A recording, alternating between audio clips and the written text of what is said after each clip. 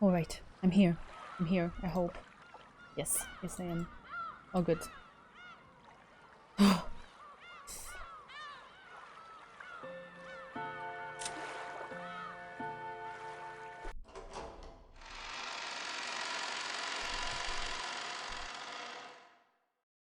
Hey Chidori! How's it going? Auntie Eva didn't want to talk any more than that, so I headed to the window, folding my arms so that I could cool my head a little. Ooh. Yeah, it worked out. It took much longer than I expected though, sorry about that. But yeah, it's all good, it's all good. My dad is super cute. He's like, don't do things fast. Please let me like follow step by step and explain what you're doing. It's cute. As I looked over the parlor, I saw George, Aniki, and the others gathered, talking. It looked like they were talking about the magic circle that had been painted onto the shutter. Yeah, I haven't been able to figure out what that means, though. Like, I looked back at the stuff that Bea shared with me about demonology and whatever, but I just noticed that that cross in particular, with those elongated end bits, is just a common theme in all of the not the symbols, but the sigils, that's the word. But I don't know if it means something in particular. I guess we'll see what comes out of that. Hey Bear! As Uncle Hideyoshi thought back to that time, he started drawing the shape in the margins of Maria's notebook. Yes, Maria is second only to grandfather in knowledge of the occult, so she might understand what it meant. 多分こんな感じだったと思うで。十字架をアレンジしたみたいなマークが書かれとったんや。そしてこんな感じで外周の円を取り囲むように妙な文字がびっしり書き込まれていて、十字架の上下左右の辺とその四隅にも何か書かれていたんや。アルファベットとかそういうのとちゃうで。あれはよく言う古代文字とかいうやつや。あと円周部の頂点に小さなマークがありましたな。小さな丸を5つ十字状に並べ、それぞれを直線で結んだようなマークでした。ああ、確かにそんなのも書いてあったで。図形的には間違いなくこれや。細かい文字はわからんが、配列はほぼ同じや。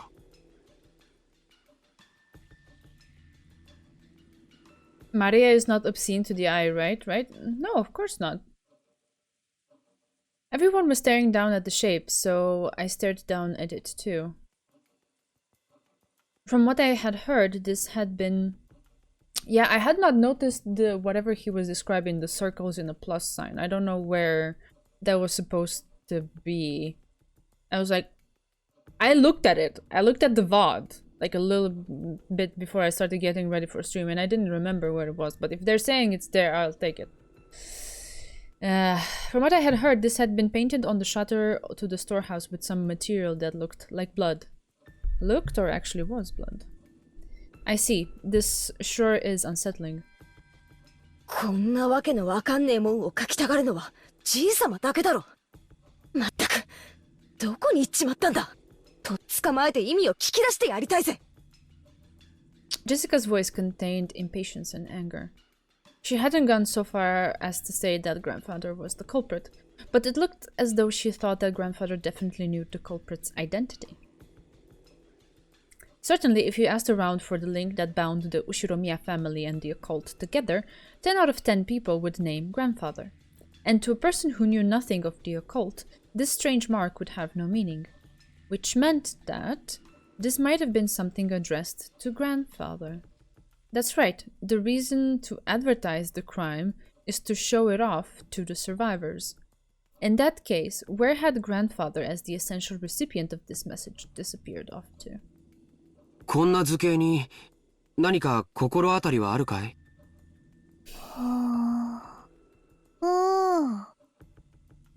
Maria looked at the shape with a serious face. Maybe she was enthusiastic since this was her area of expertise. However, her appearance was that of someone separated from the events at hand. As though this thing hadn't been drawn on the shutter closed around her mother's corpse. I mean, yeah, I don't know how much you would expect a child to process that. 僕の第一印象では、どこか外国の十字章に似たデザインだなって思ったかな。ああ、確かにこんなデザインや。ということはどこぞの国と何か関係があるんか？ That foreign country? その国の十字章はもともと聖地巡礼者を守るための騎士修道士たちの紋章だったそうですな。つまりこの魔法陣には宗教的な意味があるってことかよ。ますますにちんぷんかんぷんだぜ。When I looked over at all of them, preparing to jump into the discussion, something shocked me.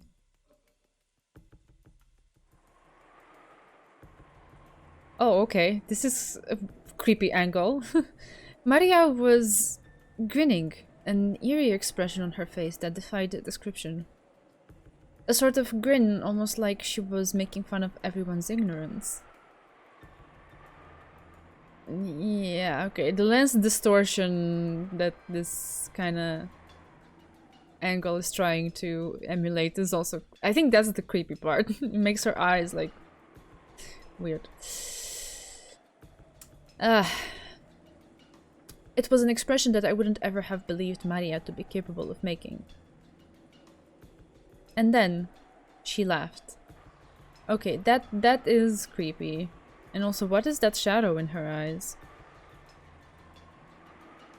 An eerie, jarring laugh. Even though I was looking at it right in front of my eyes, I really didn't want to accept it as real. Oh, wow. 全然違うよみんな。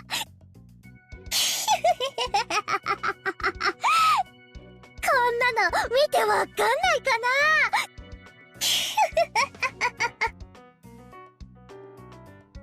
While everyone was scared out of their wits, Maria alone kept on cackling happily. After a while, that laugh suddenly and abruptly cut off. But her expression was still like someone completely different from Maria.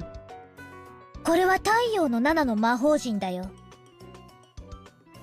The seventh magic circle of the sun. 書かれてる文字はヘブライ語。貸して。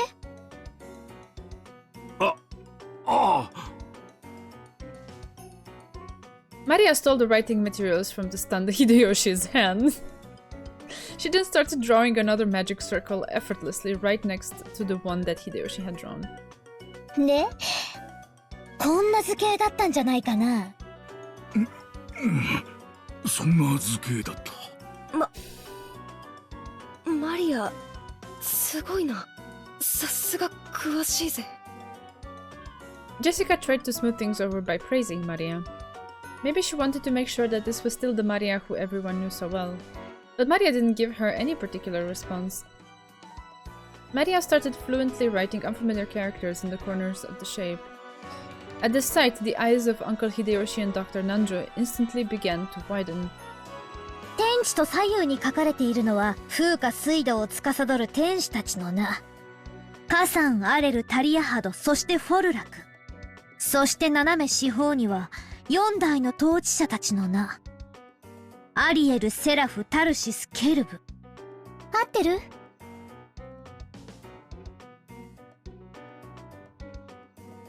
Even if you are unable to correctly write what you have seen, if you are once again shown something identical, it isn't difficult to state that the two are the same. Is it? Okay. I mean, I scrolled through the pages that you sent me and I didn't see it in any of the images there, but maybe, you know, there's more to it than just the wiki pages, so that's fine. That is fine. I prefer it that the novel explains it to me rather than finding it on my own. Asked by Maria whether they matched, Uncle Hideyoshi and Dr. Nanjo nodded over and over again. 間違いない。そうや。確かにこんな文字が書かれとった。なんでこんなん書けるんや。あと演習部にも文字が書かれておりましたな。わかってるよ。こうでしょ。 Maria began jotting down Hebrew all around the circumference. 旧約聖書の詩編第116編の16節と17節だよ。聖書くらい読んでなきゃ。Acting as though knowing this was only common sense, Maria laughed. For a while, everyone, including me, was at a loss for words. After some moments, George Aniki returned to his senses and slowly managed to speak. すごいね。驚いたよ。それで、この魔法陣にはどんな意味があるんだい？太陽の力を借りる魔法陣だよ。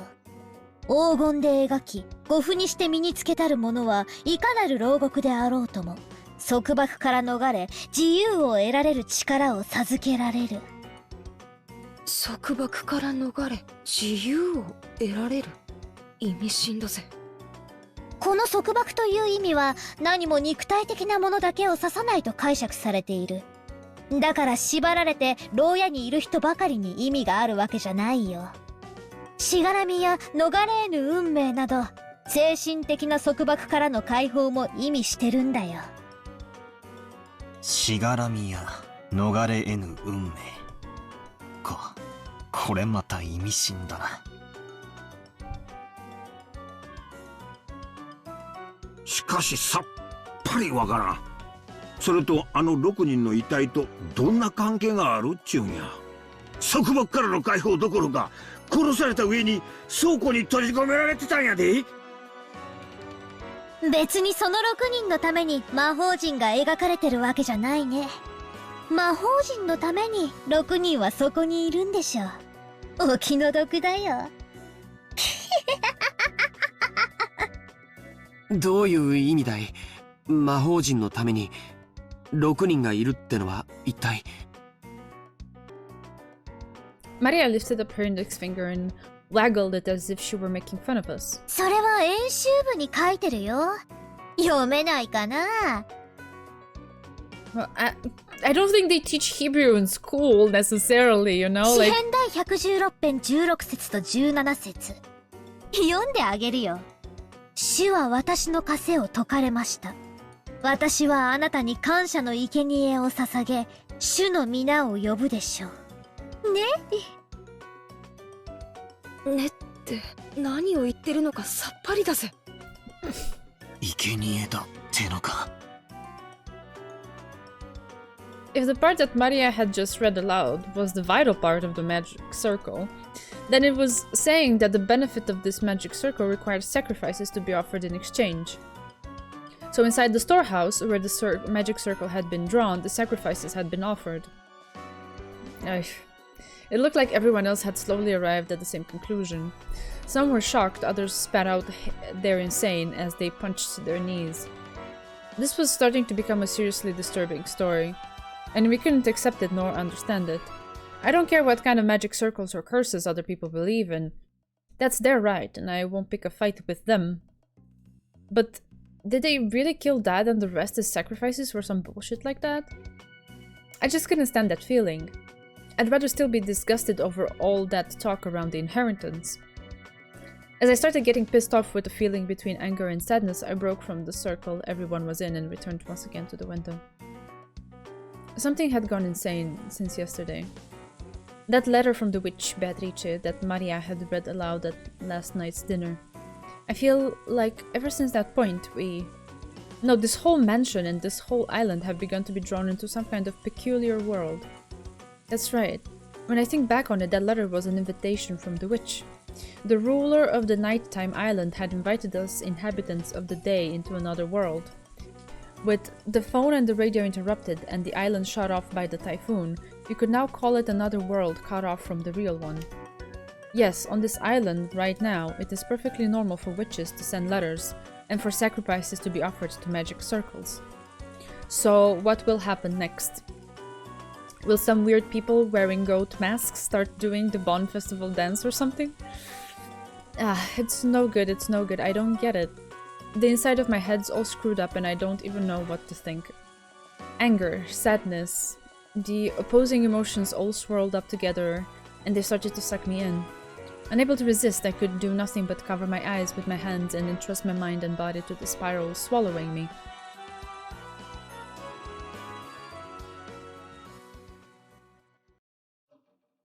As I started losing heart, I began to recall a distant memory. It was from when I was very young. I had unfortunately seen a scary occult movie on TV, and for a while I hadn't even been able to go to the bathroom by myself. That old bastard had given an exaggerated laugh and said this. なあ、バトラ。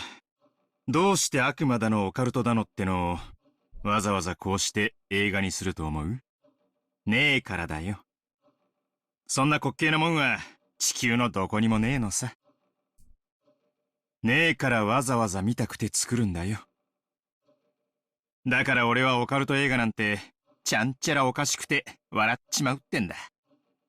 俺に言わせりゃ悪魔やら妖怪やらより今年度の収支報告や機嫌を悪くした女房の方が1億倍も怖えってもんだぜ。さらに言うぜ。俺に言わせりゃな、怖がるってのは心と生活にゆとりのある連中の娯楽的感情なのさ。暇でしょうがないから。連中は変わった感情で心を遊ばせたくて、悪魔だの、オカルトだのって文化を作り出したんだよ。I guess. I'm still not 100% what kind of novel is this? Is this the kind where everything is just like strict reality, no, and everything else that diverges from it is just bullshit? Or does it actually allow for a bit of fantasy in it? I don't know. I think I'm supposed to wonder that. It's part of the mystery. Seriously, why have I been acting so damn thick-headed? I was totally taken in. To hell with that shit, this is the human world. As if I give a crap about witches, demons, magic circles, and sacrifices. The human who killed Dad and everyone else is still on this island. That's all there is, right? Next to start speaking to my heart was Kirie-san. チェスや将棋ってね、終盤の終盤、詰めの最後の段階に入れば入るほど最善手は限られてくるのよ。だから自分が追い詰めている。I mean, I guess he's supposed to be our, like, we're seeing most of the things from his perspective and we're hearing his internal monologue and so on, so he's supposed to be a guide for the reader.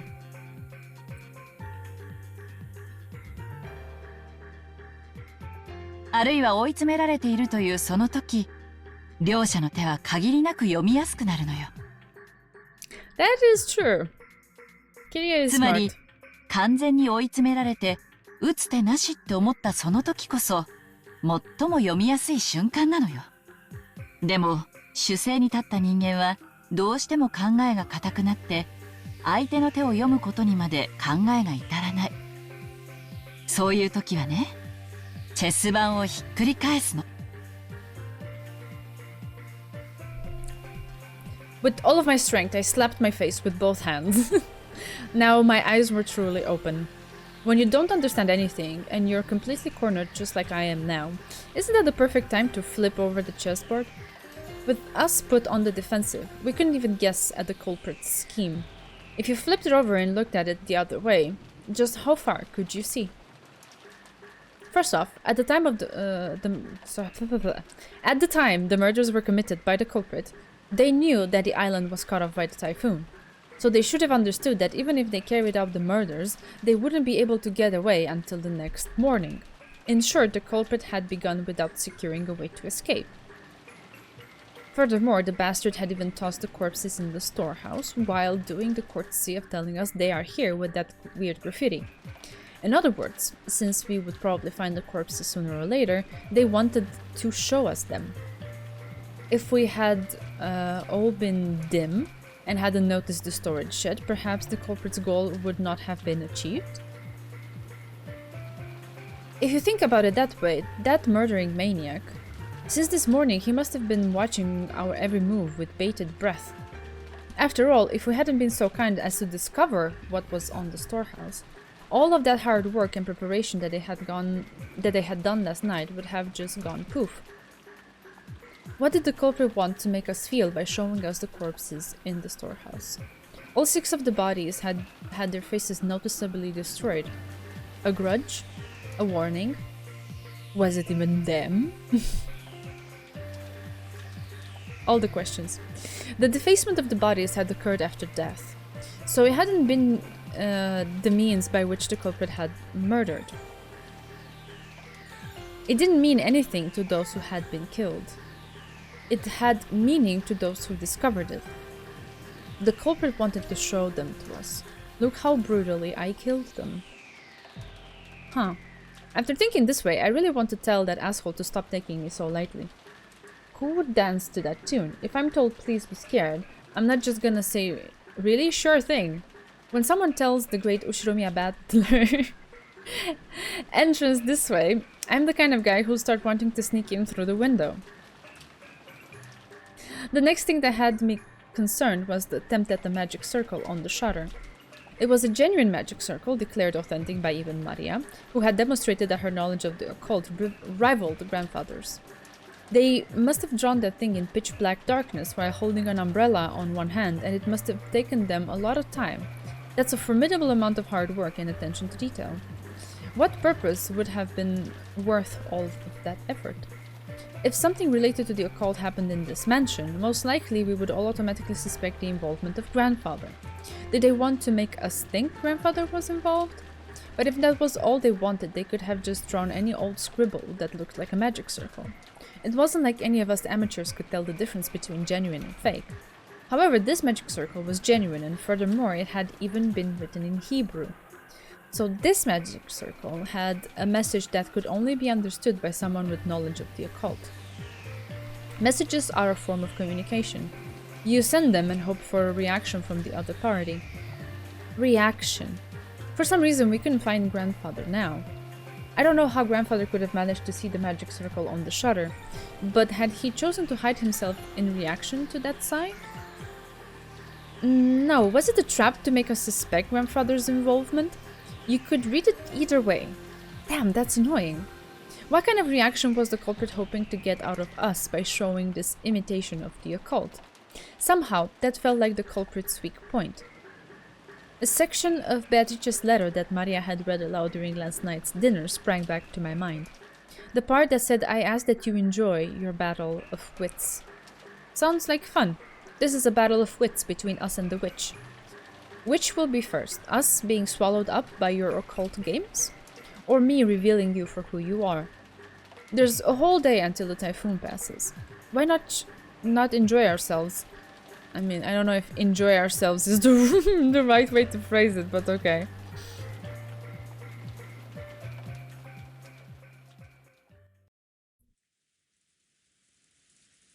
I finally noticed that the inside of the parlor had gone quiet again.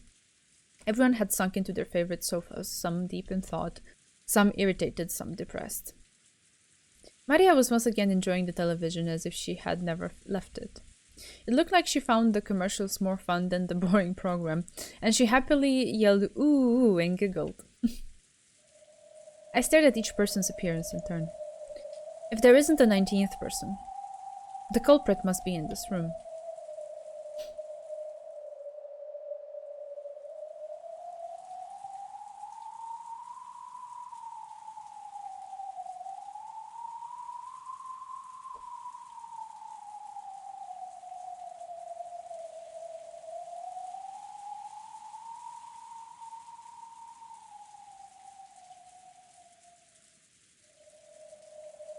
I mean, the servants aren't here.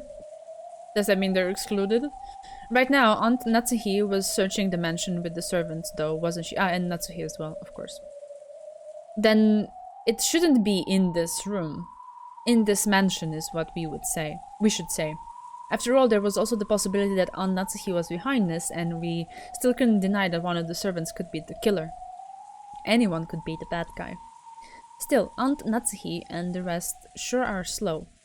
Of course, it's not a small mansion, but isn't this taking a little too long just to walk around checking the windows and doors? Just as I thought that, Aunt Natsuhi and the rest returned. Not one of them was missing, but our relief was short-lived. Everyone looked at Aunt Natsuhi, shocked. The talk I'd had with Auntie Eva started to creep back into my mind. The possibility that the culprits had enough in numbers or weapons to kill all of those 6 at once. 驚かせてしまいましたね。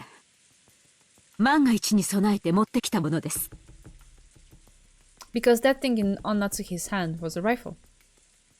At a glance, its silhouette looked a lot like a hunting gun, but it was unusually short and kinda looked like a kid-sized gun. However, it had a thickness to it which revealed that this was definitely not some kid's toy. それは金蔵さんの銃ですな。ご存知でしたか？そうです。お父様の古いコレクションの中にあったことを思い出し、探し出してきました。Phew! I mean, don't hold it with your finger on the trigger. That's rule number 1 or number 0 of holding a weapon. すっげえ。夏日おばさん、それ本物なんすか？ええ、本物です。実弾を発砲できますよ。昔お父様は野鳥を追い払うのに使ったりしていました。あら懐かしい。どこから出てきたんやら。私がいくら触らせてって言っても指一本触れさせてくれなかったやつよ。へえ、じいさまこんなの持ってたんですか？知らなかったですよ。お父様は昔西部劇にどっぷり使ってたことがあってね。あの世代はこういうライフル銃が大好きなのよ。結構年季の入った銃のようですね。Alright. でもこんな短い仕様のは初めて見ました。ああ、思い出したわ、その銃。懐かしいな。昔好きやった映画のガンマンが派手にぶっ放しとったやつだわ。お父さんも渋いな。親方様がだいぶ昔にアメリカより特別にお取り寄せになられたものです。ご覧の通り実銃ですので、どうかこの件はご内密にお願いいたします。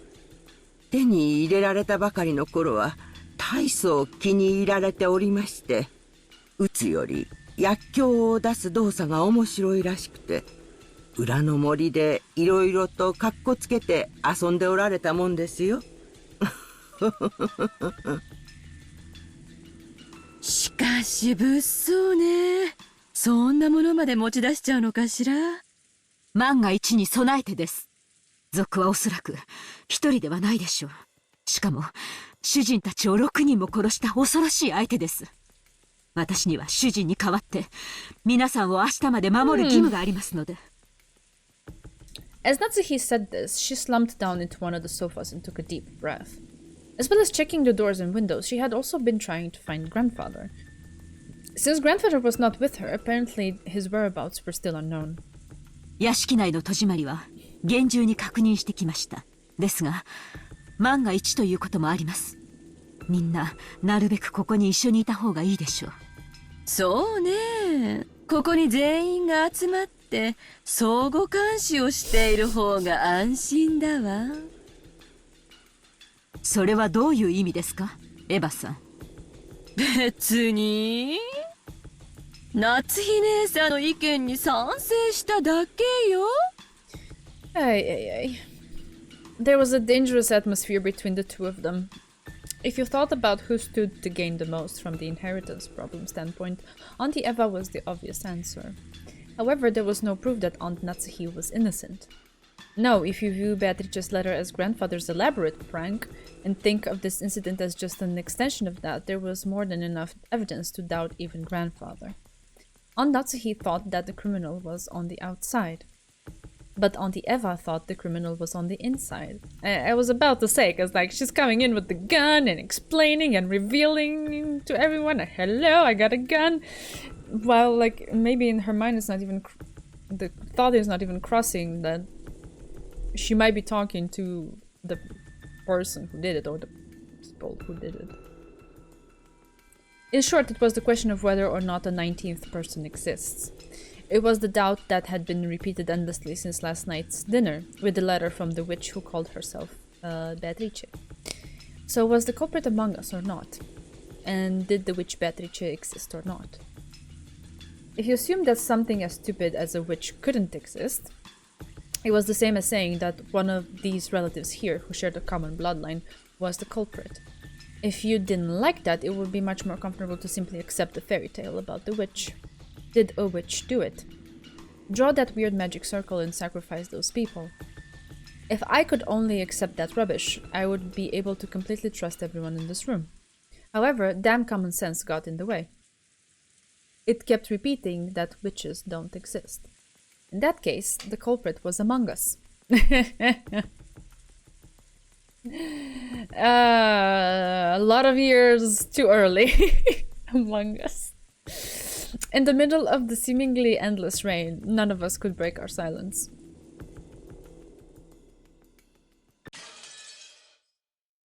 Alright.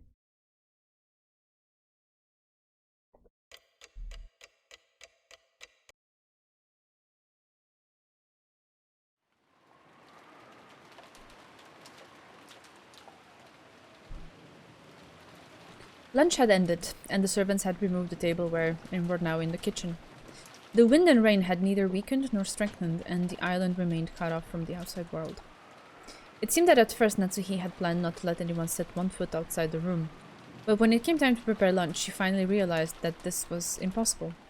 However, in order to avoid having anyone alone in the kitchen, she told the 3 servants to go together. Because of that, the servants were the first ones given the right to leave the stuffy parlor, which had been packed with 11 people. Since breakfast had immediately followed that terrible incident, and many of them hadn't eaten much, everyone tore into their lunches in silence. 私が洗いますから、源氏さんとカノン君は少し休んでいてくださいな。何か飲みます？私は結構。カノンは？僕も結構です。お二人とも早朝から大変だったでしょう。参ってしまうのも仕方ないことですよ。The only sound was that of Kumasawa washing the dishes, which resounded throughout the kitchen. Genji and Kanon sat in some chairs a short distance away, their eyes slightly closed. Just as Kumasawa had said, those two had probably built up a great deal of fatigue. But that didn't mean they could let it show in front of their relatives. Avoiding that was one of their virtues. After the silence had continued for some time, Kanon opened his mouth and muttered, Shannon, どうしてあんなひどい死に方を。死に方のことは忘れなさい。ただ、運がなかっただけだ。そうですね。ただ、運がなかっただけです。They both fell silent once again. Kanon's expression was filled with grief. シャノンちゃんが死んじゃったなんて。未だに信じられませんよ。本当にかわいそうに。もう会えないなんて嘘みたいですよ。もう一度、あの子の笑顔が見たかったのに。Kumasawa spoke with her back facing them. Kumasawa hadn't seen Shannon's corpse, so she had no trouble mentioning Shannon's face. When Kanon heard those words, it reminded him again of how only half of Shannon's face had been left, and his grieving expression twisted even further. どうしてベアトリーチェ様はシャノンを。生贄が欲しかったなら、他にも大勢いただろうに。どうしてただ、運が悪かっただけだ。少しの運がたがえば、シャノンの代わりにあそこに横たわっていたのは、私だったのかもしれないし、お前だったのかもしれない。あるいは、他の誰かだったのかもしれない。すべては運命だ。源氏様、奥様の部屋の扉に血のような跡がついていたとおっしゃっていましたね。シャッターに書かれていたのと同じもので。うん、気味の悪い跡だった。まるで血のついた指でドアノブを引き抜こうとするかのような。部屋、扉をかき破ろうとしたのか。そんな気味の悪い跡だった。ベアトリーチェ様が奥様の部屋を訪れて、そして扉を開こうとしたけれど開ということでしょうか。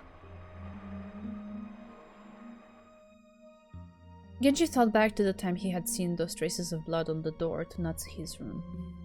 With the substance sticking to the door around the doorknob and the marks of something scratching against the door. It had definitely appeared as though someone had tried to open the door, but couldn't. どうして奥様は生贄を免れたんだ。もし奥様が選ばれてたなら、シャノンは死ななくて済んだのに。Just then a loud, sharp noise resounded from the hall. Both of them turned around, surprised. 面白そうな話じゃねえか。俺も混ぜてくれよ。A new challenger approaches. Battler was standing in the doorway to the kitchen. バトラ様、これは失礼いたしました。Genji-san and Kanon-kun stood up, surprised, and hastily bowed. But I didn't care about stuff like that. I was more concerned with continuing their discussion. 便所って言って抜けさせてもらったのさ。ずっとあの部屋に閉じ込められてると窒息しちまいそうだったからな。水でも飲ませてもらおうかと思ったら面白そうな話が聞こえてきたんでよ。頭なんか下げなくていいぜ。今の話の続きを聞かせてくれよ。今のは別に。ちょいと前から話は聞かせてもらってるんだ。今さら隠すなよ。だから単刀直入に聞くさ。ベアトリーチェってのは何者だ。どうやらおとぎ話の魔女ってだけじゃなさそうだな。Kanonken averted his gaze. It was obvious that he didn't want to talk about this, which only made me want to ask even more. While making an effort to smile, I grabbed the collar of his shirt. Oof. 昨べまでなら俺は無関係さ。だがな、今朝からは違う。親父たちを殺された時点で俺は立派な関係者だ。俺にもそのうさんくさそうな話を聞かせてもらう資格があるはずだぜ。I glared into Kanonken's eyes as he still continued to look away, in apparent pain. Since there was a big difference in our heights, Kanonken had to stand on his toes, and it looked like it hurt a bit. バトラさん、手を離してやってくださいな。別にカノンさんは隠しているわけではないのです。じゃあ話してくれたっていいじゃねえか。仲間外れたら寂しいぜ。When I tried to further twist up his collar, Genji-san cut between us and spoke. There was a slight sense of resignation on his face.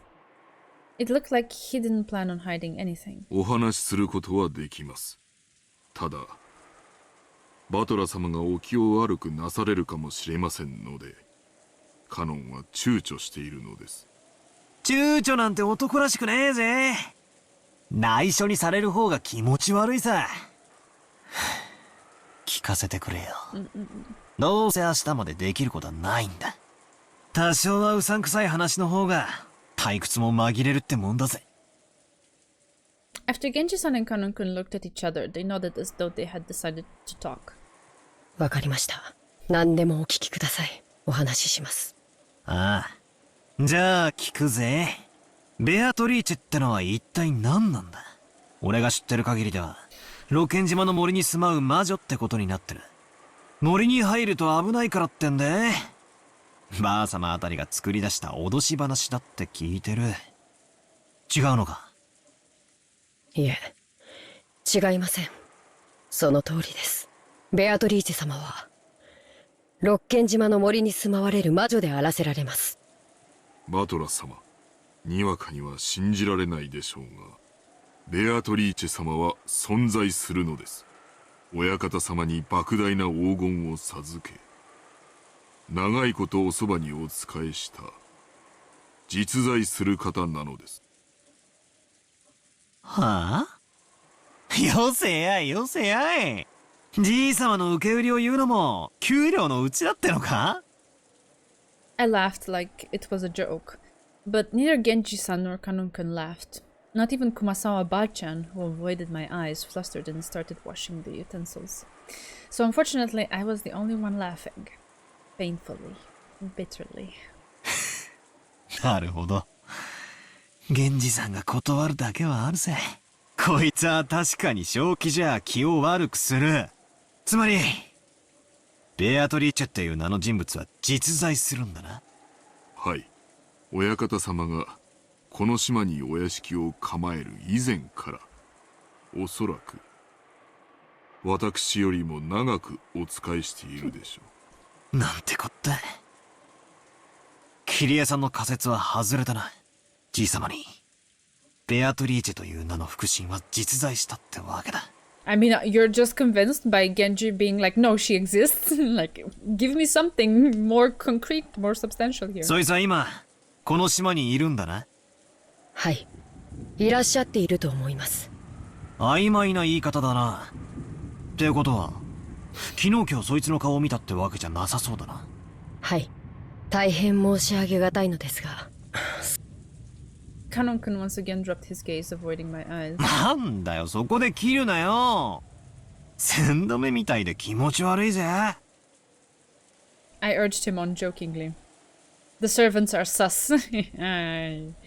Everyone is sus, including the dead. I get it. However, it looked like Kanon-kun was still unsure as to whether he should speak or not. Then Kumasawa-bachan whispered. お顔を見ようにも、ベアトリーチェ様にはお姿がありませんから。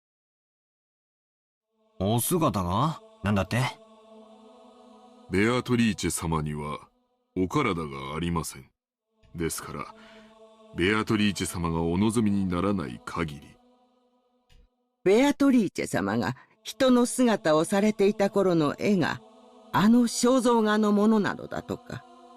そのお姿を懐かしみ、よく肖像画の前に佇まれているそうな。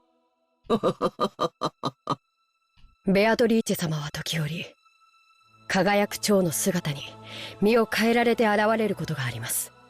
万一、お屋敷の中でお見かけした場合には、決してその後を追ってはならない決まりです。追えば不幸があると囁かれています。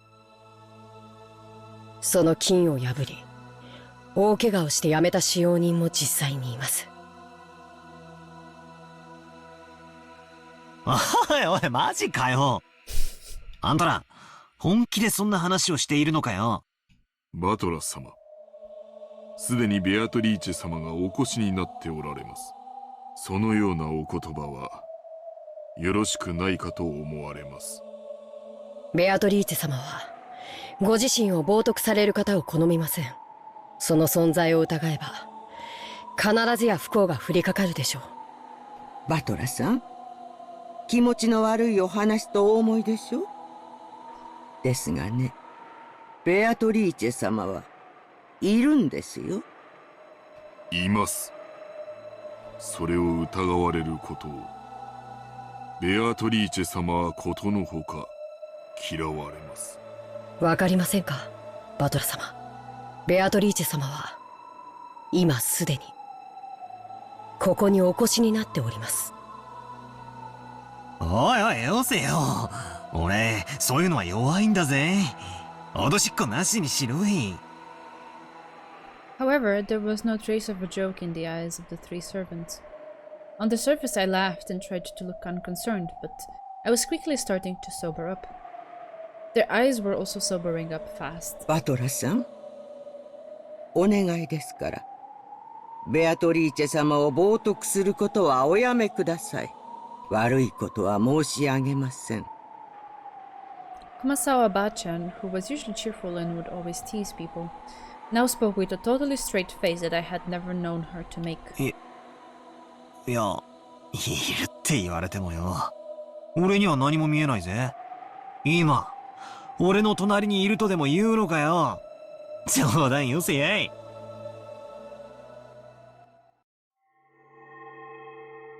Oh god, okay. It's creepy. Just then, that unnerving laugh suddenly filled the kitchen. When I turned around, Maria was standing there by the entrance. I hate this music. But her expression and the feeling about her presence felt exactly the same as the servants. 波長の合う合わないは生まれつきだよ。バトラは生まれつき波長が合わないタイプなんだよ。What does that even mean? だから見えない。会えない。話せない。ベアトリーチェの一番嫌いなタイプだよ。I mean, I like the piano in this song, but I don't like this like sustained, weird kind of thing that it does aside from the piano. It's just, ugh. Everything, I don't know, my stomach contracts when I hear it. Maria's laugh sounded like she was greatly enjoying herself, yet it was extremely eerie. It was almost like she was laughing at me because I alone didn't ベア understand. トリーチェのことが知りたい？ This gal looks like a lot of fun. I still don't know what is up with Maria, to be honest, but I scream. I don't know what to make of her. I'm trying to take it easy. ベアトリーチェはね、千年の魔女なんだよ。あらゆる悪魔を刺激し、錬金術を極め、賢者の石を生み出し、莫大な黄金を生み出すことができる。おじいさまは彼女と契約することで、後宮家に莫大な富を築いたんだよ。昨日私がベアトリーチェの手紙を読んだでしょ？あれは本当なんだよ。ま、バトラに信じろと言っても無理な話だろうけど。六感が生まれつきさっぱりみたいだからね。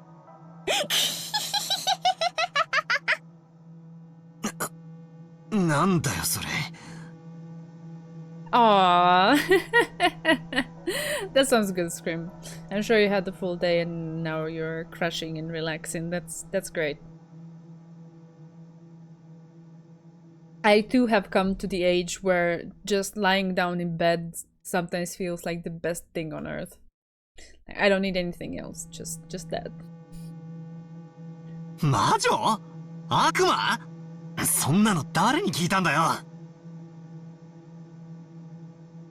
Huge basketball drama?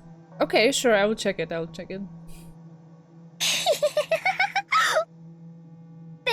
ーチェ本人に聞いたんだよ。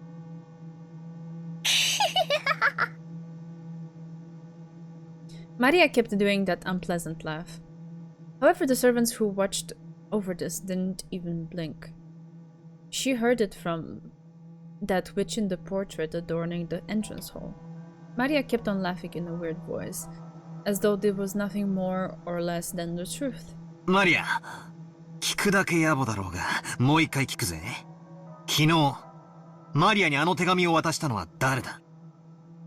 ベアトリーチェにもらったって何度言えばわかるかな？わかんないよね。見えないんだもんね。信じられないもんね。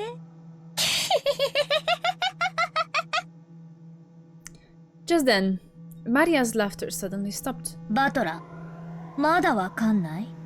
ベアトリーチェがいるのが。いるって、どこにさ？We do.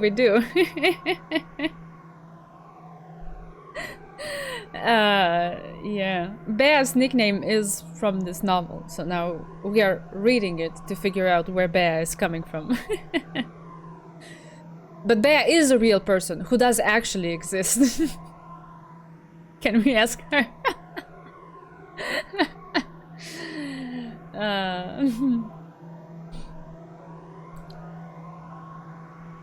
だから、ベアトリーチェがここにいるのが。That's right.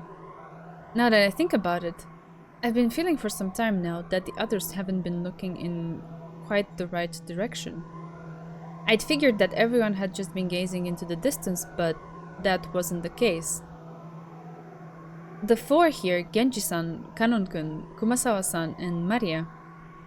Yeah, Bea confirms. She exists. Everyone except me was looking at a spot right behind me.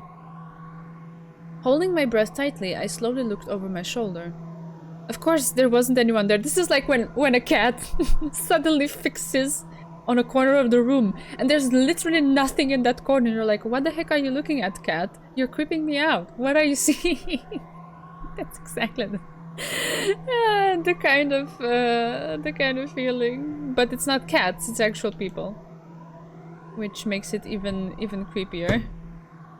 I guess, for Battler here. Scream. You're so cute. It is predicted that I will be doing this visual novel in a number of parts that would go into the hundreds, so don't worry. It's okay. It's very... I don't know if that's an easy question. I don't know, and I don't even know if it will ever be answered. But we'll see. Maybe you have to make up your own mind about it. Of course, there wasn't anyone there. I've known that the whole time. However, everyone in the room except me was focusing on that point as if there was someone there. Are you pure of heart? ベアトリーチェは1000年を生きた偉大な黄金の魔女。でも、波長の合う人間にしか自分の姿を見せられないし、話しかけられない。だからね、それがとても悲しいんだよ。だからバトラみたいな生まれつき魔法のセンスもかけらのない人に存在を否定されるのがものすごく嫌いなんだよ。バトラは幸運だよ。昨日私にお守りをもらっていてよかったね。それを身につけていなかったら、今頃ベアトリーチェのどんな呪いが身に及んでいたか分かったものじゃない。本当に幸運なんだよ、バトラは。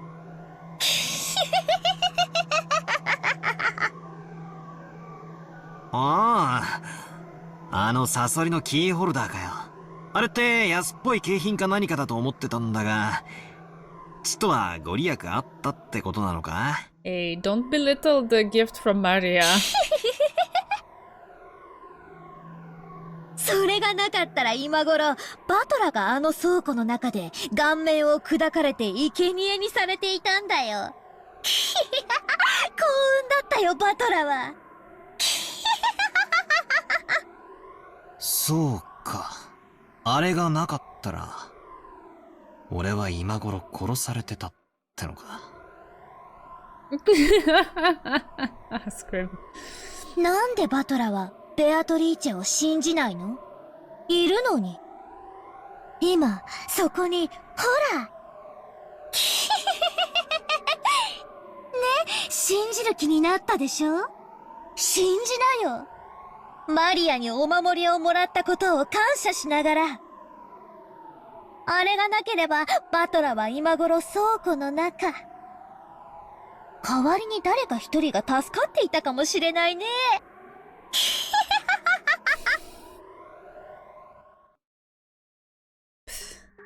Right then, I burst into laughter. Playing witches had been pretty fun up until a second ago, but unfortunately that last one didn't quite hit the mark.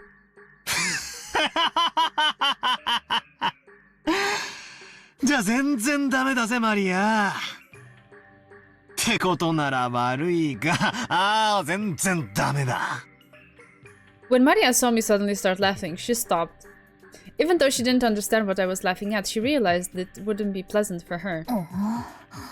お前が傷つくだろうと思ったから俺黙ってたけどよ。お前にもらったお守りよ、俺ポケットに入れたつもりだったんだけどよ、どっかに落っことしちまったんだぜ。だから俺が今この瞬間に無事なのはお守りのおかげでもねえし。全然ダメだ。なら魔女様の呪いがあって当然なのに、今この瞬間もピンピンしてる。Yeah, I was wondering because I don't remember what he did with it. There was something mentioning it later, but my memory is not on track with where the charm was. 俺は自分の目で見たものしか信じねえ。第6巻？波長？魔法のセンス？悪いが俺はそういう眉唾なもんは一切信じねえぜ。クラスの女が霊感がいいの悪いのって言い出すのを聞いてると虫唾が走るのさ。あんたらがいくらじい様に給料もらってるか知らねえが、俺を妙な宗教に勧誘しようったって、そう簡単にはいかねえってことをよく肝に銘じておきやがるってんだ。バトラ様。カノン君たちが信じるのは自由だぜ。だが、俺が信じるかどうかは常に俺が自分で決める。悪いがこの目で見るまで、ベアトリーチェなんてうさんくさいものの存在を信じるわけにはいかないぜ。I mean, he is right. They're all saying, like, there's not even, I don't know, at least some anecdotal kind of, like, explanation, stories, something, oh, this happened then, or this came into play, and this is why we believe that Beatrice exists. They're just like, she exists. Yes, you must believe her. Believe us that she exists. That's all of their entire argument, logically speaking. So, yeah, of course, it's Battler's prerogatives to say that, no, I call bullshit. Battler is gaslight immune. Kind of like that, right? Because they're all like, oh, we can see something there that you cannot, and we believe it, and okay. I can totally follow Battler here. I spoke forcefully and sharply. When I did, Maria started cackling again. ならそれでいいんじゃない？いずれお前のような波長が全然合わない人の目にもベアトリーチェは見えるようになる。Battler is his name. Yes. There is a whole tangent somewhere in the beginning of the novel about how weird the naming sense in this family is. So yes, it's his name. Apparently, since he's like our character guide through whose eyes we are seeing the story, I guess he is, you know, our battling avatar in this game. Or in this story. It's not much of a game. もうじき蘇るんだよ。ベアトリーチェはね。そうしたら一緒にいっぱいお話をしたり遊んだりしようって約束してるんだよ。疑う必要も無理に信じる必要も全くない。現れるんだよ。もうじきね。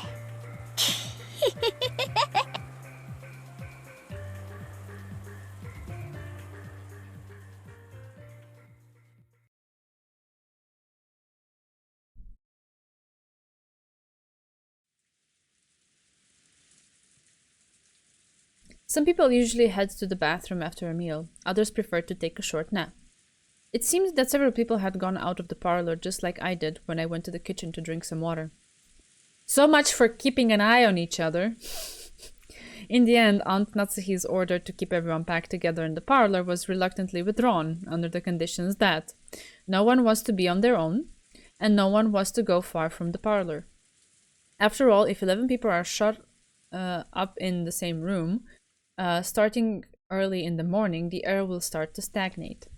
And now that a little time had passed, everyone had started to recover from the shock of that morning. Maybe their sense of danger was weakening over time, too.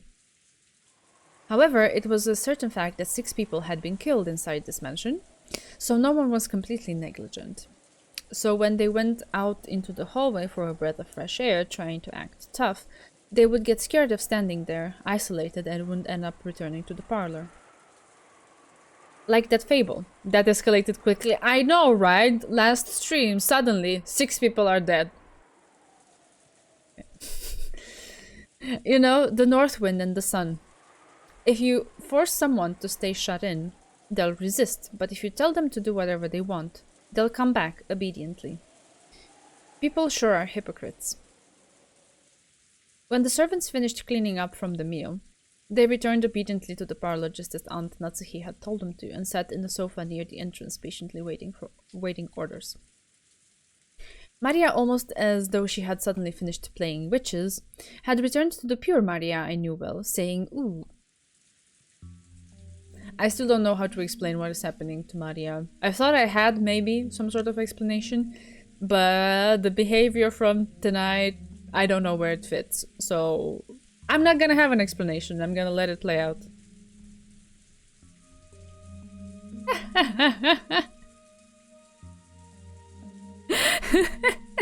Yeah, he's intuitive like that. What in the world was that back there? I hadn't felt even an atom of the presence of this person called Beatrice, supposedly standing behind me, invisible. However, it felt like inside Maria I could catch a glimpse of a little of that presence. 確かにマリアちゃんは魔女とかの話になると人が変わるね。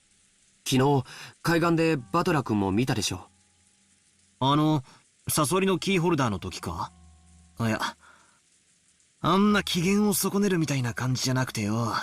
まるで二重人格みたいな感じで。ああ、たまにそういうこともあるな。さっきマリアが魔法陣の話を始めた時みたいなやつ、たまーにあるぜ。気持ち悪いけどな。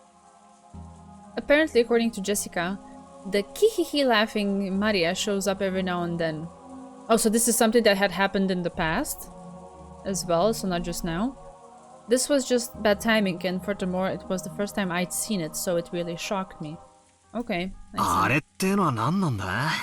マリアは二重人格か何かなのか？それとも本当に霊感が強かったりとかして、そういうのに憑依されたりとかしちまうのかよ。そういうのじゃないと思うよ。バトラ君にも経験ない？小さい頃自分以外の誰かになりたかったなんてこと。Right when humans are born, no one has any individuality. However, when they reach their growth period and their sense of self starts to be born, they start to gain a sense of individuality. They want to be different from other people. But of course they will find that they're no different from the others in their class, since they are learning the same thing in school and forced into the same lifestyle. When they realize that, they start off by breaking the rules in what's called the rebellious age. George is so slick, smooth operator. Yeah, see, you pick up on things very quickly. No, it's okay. I think that was a compliment from Bear.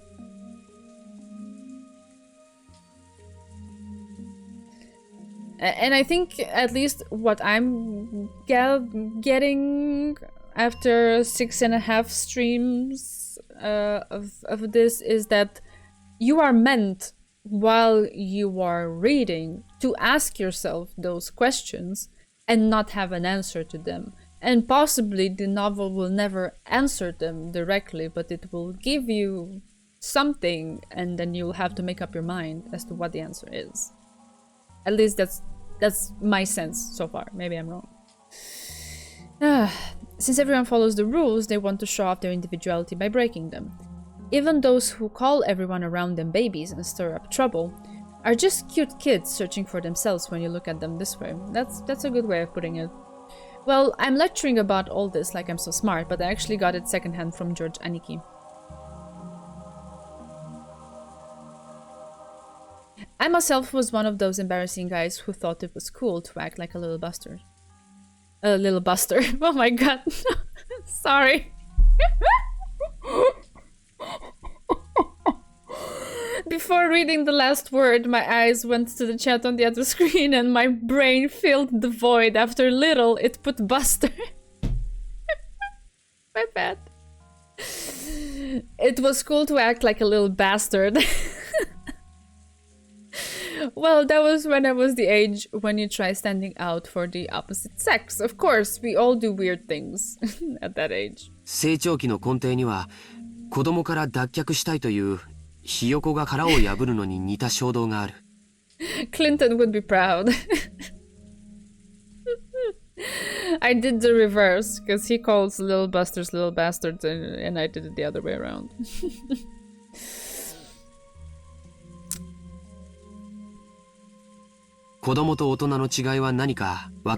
I understand everything they're saying thus far. I agree with it.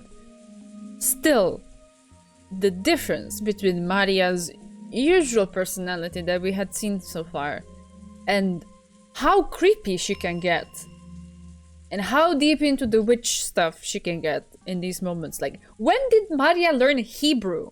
And when did she learn about magic circles and stuff. Like, okay, it's a little bit like maybe it's a little bit too much out there that it you know, it puzzles me.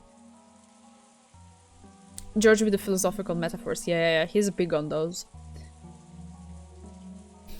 ねえねえ、それとも体格？ Nah, none of those. 違うよ。経験だよ。 There it is.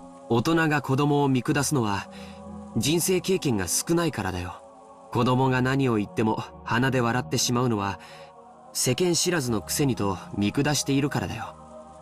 ああ、そういうのわかるぜ。子供の頃って妙に人生ってもう悟りきったようなことを口にして年長者ぶりたくなるよな。大人は子供が何を言っても世の中甘くないとか社会に出ればわかるとか鼻で笑ってる。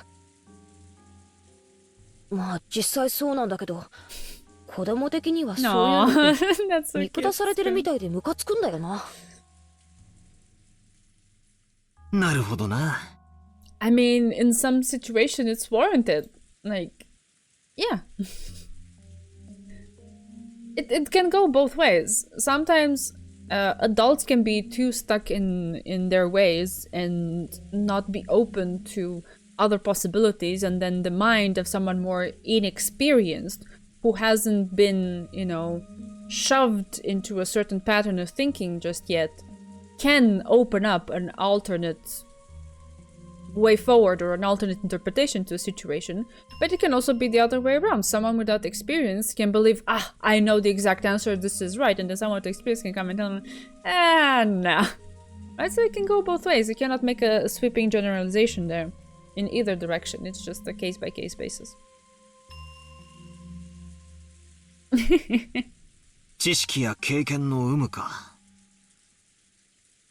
確かに年齢だけ無駄に食ってても尊敬はされねえよな。となるとつまり子供から脱却したいという衝動を持つ時期にかつ他者とは違うという個性を持ちたくなる。子供からの脱却がつまり知識や経験なのだとしたら。なるほど。他人の持ち得ない知識を持つことが一つのアイデンティティになるわけか。Right, that makes sense. 小学校の頃なんかさ、クラスの誰も知らないことを知っていたり持っていたり身につけていたりするとヒーローになれたよな。バトラもそういう経験あるだろ？あるある。何か一芸に秀でたいと思うお年頃って。なるほど。それが子供からの脱却、つまり成長期ってわけか。健全な意味での成長期はそうして没個性を脱却するために人が持たない知識やスキルを身につけることを促す。これは社会学的にも面白いことだよ。Scream is into it. Nice. 人が没個性を嫌うために人と違う技術を身につけようとする。これにより社会は幅広い技術を獲得して立脚する。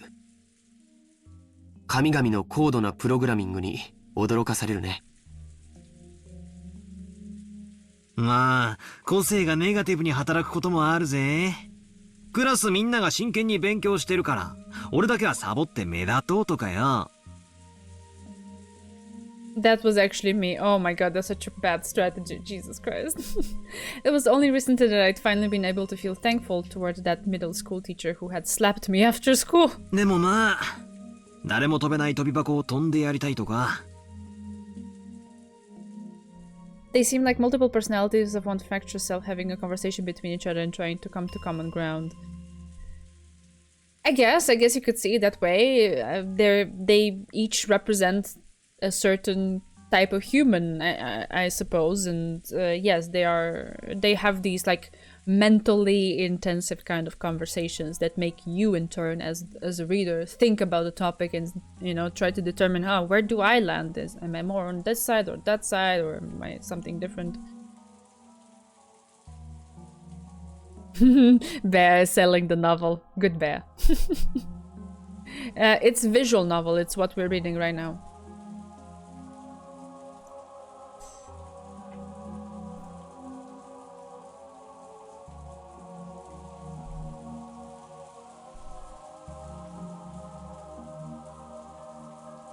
成績のいい連中を周回遅れにさせてやるぜって、マラソンで全力疾走とか。勉強はダメだったから、少なくとも運動では見返してやるぜって根性はあった。Yeah, don't worry about it. うん、なるほど。ちゃんと成長期してるな、俺。男子ってやっぱり肉体的な方面に関心が向くよな。でもよ、同じ時期に女子は精神的な面に向きやすいんだよ。バトラのクラスの女子にも占いとか霊感とかそんなこと言ってる女子連中のグループがあったりしただろ。 Ah, I see. Okay, I was not, I did not know. Or maybe you mentioned it and it slipped my mind. But why read the manga adaptation when you can read the original? あったあった。人の星座とか血液型とか聞いてきて、ああ、やっぱりクスクスとか笑われると大いにムカついたもんだぜ。どこのクラスに行っても女子は占いが好きだし。Also, Scrim, don't confuse it with Higurashi no Naku Koro ni, which is a different thing. But made by the same authors. And I'm not sure exactly in which sense it connects to this. I don't think it's like a sequel, prequel kind of thing, because they're different stories.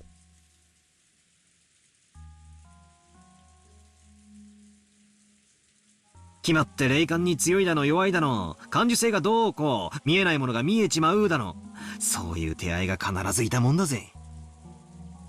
占いも霊感も学校では教えないものだからね。男の子と違い、内向的な世界に関心を持ちやすい女の子にとって、それはアイデンティティを確立しやすくて、かつ興味深いジャンルなんだよ。男子が成長期に入ると急に悪ぶったりして大人に反抗を始めるのと全く同じに。 A one shot. That's the word you're looking for.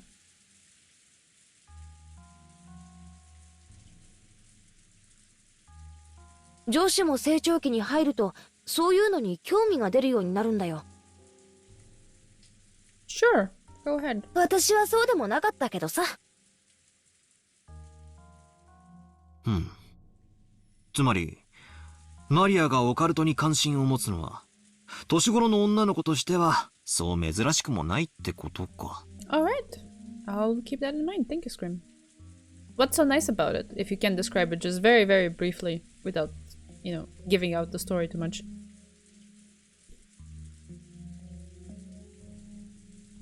Even if you accept that, I wonder if it explains that creepy dual personality thing. That's what I was about to say. So even if you accept all of this, Maria's interest, the fact that she may have accumulated a lot more knowledge about it than any one of them, and that she could even go so far as to rival Kinzo's knowledge about it. Great, I can take all of that. The thing that really puts me off is just how exaggerated her speech and behavior becomes when she gets into that mode. It's just that, I mean, the actress does a great job, so props to her that she's pushing me in this direction, but it's enough to make you wonder, is this still the same character? What is going on here? Is she possessed? And stuff like that, which I suppose that's the whole point, to make you wonder. An early work of the guy who drew Chainsaw Man. Okay, I heard that was popular. I have not seen it though. Like, I have not seen a bunch of popular things. But okay. If it's something that moved you, then I'm sold, because I like that kind of story. Well, I think I can accept it vaguely. さっきも言った通り、大人になるというのは知識や経験を持つことを言う。だから、それを得るために子供たちはいろいろなことを学んで子供を脱却しなければならないんだけど、子供の世界に今も昔もはびこっているある便利な妄想があるんだよ。わかるかい？漫画やアニメに多いだろ。 It's about a guy who was laughed at in public by his whole school by making a movie of his mom dying of cancer, but one girl thought it was brilliant and insisted he continue making movies even after his huge scar. It's a really nice, touching story.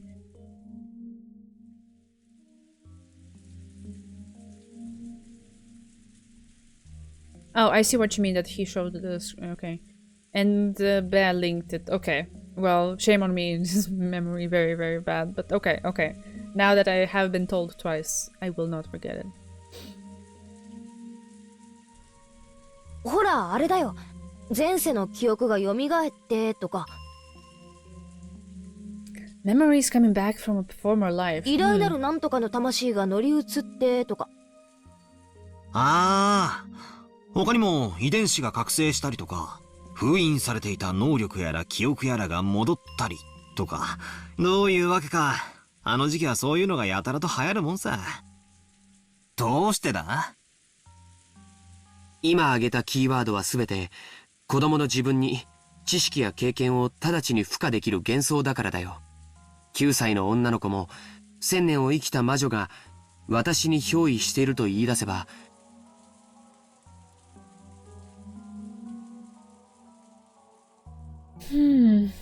1009歳のアイデンティティが得られるわけだからね。まあ、つまり、勉強するのは面倒くさい。でも人とは違うスキルを持って周りに威張りたい、ちやほやされたいっていう連中にとっては便利な妄想なんだよな。So you can brag about something without having to work hard or study. I see. Isn't that a kid's greatest dream? あとは子供からの脱却願望には必ず自分の理想像の自己投影が行われ、その願望の姿が別人格として形成されることが少なくない。バトラ君だって家と学校では多少キャラクターが違うということがあるんじゃないかな。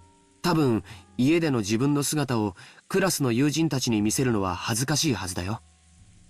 学校の自分は自分のなりたい姿の投影で、家の自分は本来の姿だから。つまり、キャラクターの使い分けというか、人格の多重化はごくごく当たり前だと言いたいわけか。オカルトが好きな女子はそれを憑依と言ったり覚醒と言ったりするぜ。正直ドン引きするくらいにキャラを変える子もいるよ。男子にもいるだろ。キレたとか言ってやたらめったら粗暴キャラに変身するやつが。あれ本人はかっこいいと思ってるんだろうけど見てて痛いよな。つまりおさらいするとだ、マリアくらいの年頃の女の子がさっきみたいな不気味な二重人格のようなものを見せてもそれほど珍しいものじゃないと言いたいのか？簡単にまとめるとそういうことだね。アイデンティティは自己を形成するための大切なもの。それをバカにしたりするとかえってその殻に閉じこもってしまうこともある。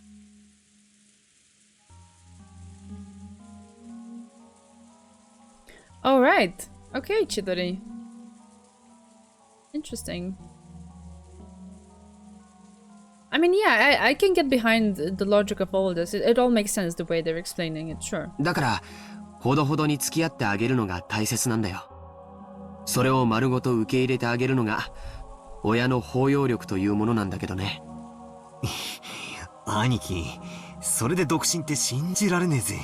もう子供が中学くらいに上がってそうな貫禄さ。Maybe that's not the point to touch on, given that the girl she proposed to ended up dead and disfigured in the storage shed this morning. Just saying, Battler. じゃあローザおばさんも Just あの saying. マリアの二重人格についてはよく知っていたのかな？知ってたぜ。 But they brush off that. Don't acknowledge it. Only I am too sensitive to things and too attuned to it, I guess. ここだけの話、ローザおばさんはすっごく嫌がってた。Alright. Okay, so I'm getting enough information here that this is something that didn't just crop up now. It's something that's been happening. Okay. 気持ち悪いし、クラスでますます孤立を深めるだけだって。I started late because I was delayed, and so I'm gonna be streaming for about an hour more, something like that. Usually I try to stream 2 hours and a half, but yeah, sometimes we don't reach the 30-minute mark after the 2 hours. All right, hope you order something delicious. Enjoy it. There's Oh yeah, no, there is late night delivery in Bucharest. I know that. I was about to ask what place you're ordering from, but yeah, there are places who are open. Ooh. There are places that are open all night and they probably deliver. Yes, I am aware. Just to last me through the stream. Aww, that's so cute. You're screaming into it. That's nice. That's nice. Ah. だからマリアがオカルトの話を始めたり魔女みたいな声で笑い出したりすると必ずビンタしてたぜ。 Yeah, because that would help だから immensely. マリアもローザおばさんがいる時にはそういう話をしないようになったみたいだけど。 Maybe it was just a little game from a girl facing her growing period. That thing that had happened back there. Just a girl trying to show that she was different and independent by holding interest in witches and the occult. As if she wanted to have another side to herself that wasn't infantile, she was switching between her normal personality and the personality of her ideal, a witch.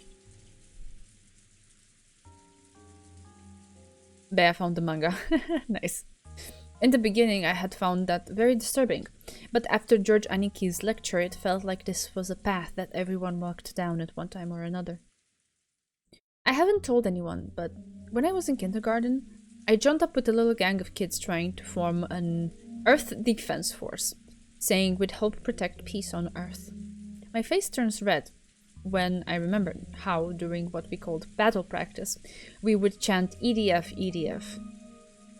Just like usual, Maria was relaxing, immersed in the TV, oohing and laughing, just like any girl her age. But on the inside, another personality, that of the ideal witch that she admired and blindly accepted, was sleeping. But that wasn't anything extraordinary, it was perfectly natural for a girl of her age. I calmed down a little. I had started to recover from the shock of my bizarre experience in the kitchen. If I hadn't talked to Aniki and Jessica, I might still have been frightened by the idea that an invisible witch was standing right behind me. However, can I really accept that as an explanation of what happened back there?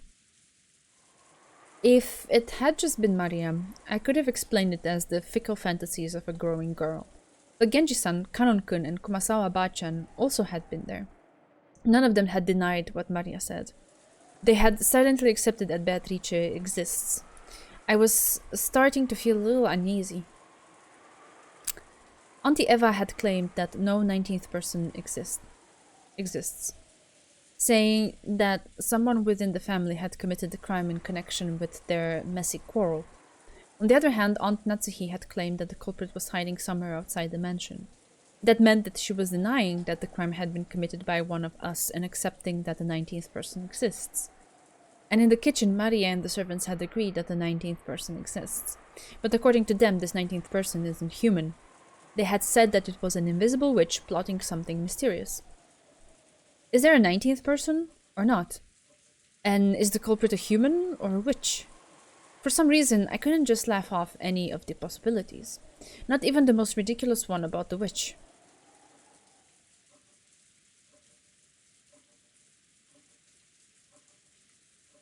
Jessica, ベアトリーチェの話ってのは、俺の認識では森に子供たちが迷い込まないようにってんで作った大人の脅し話だってことになってんだが、この屋敷じゃ違うのか？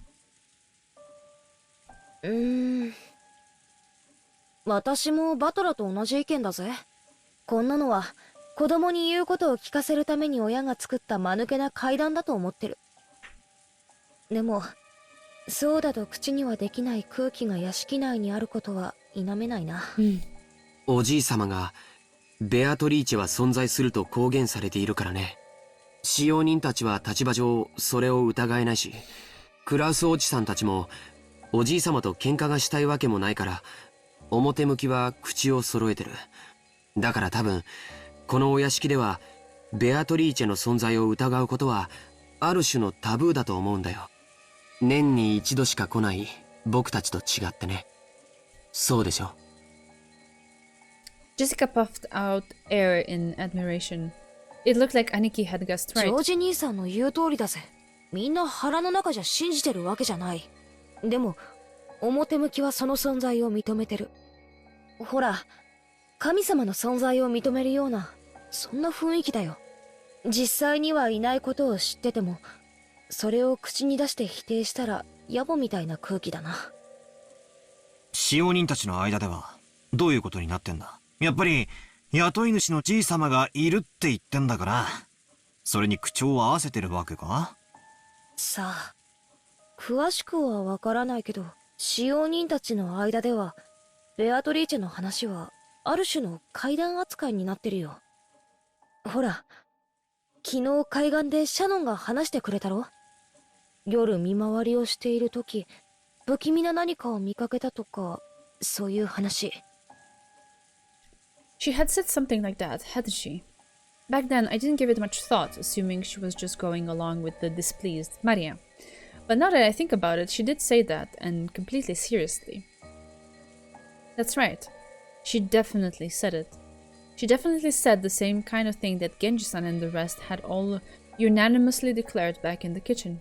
他にも、鬼火や輝く蝶々が舞っているのを見たという使用人も、カノン君もそれらしいものを以前夜の見回りの時に見たことがあると言ってました。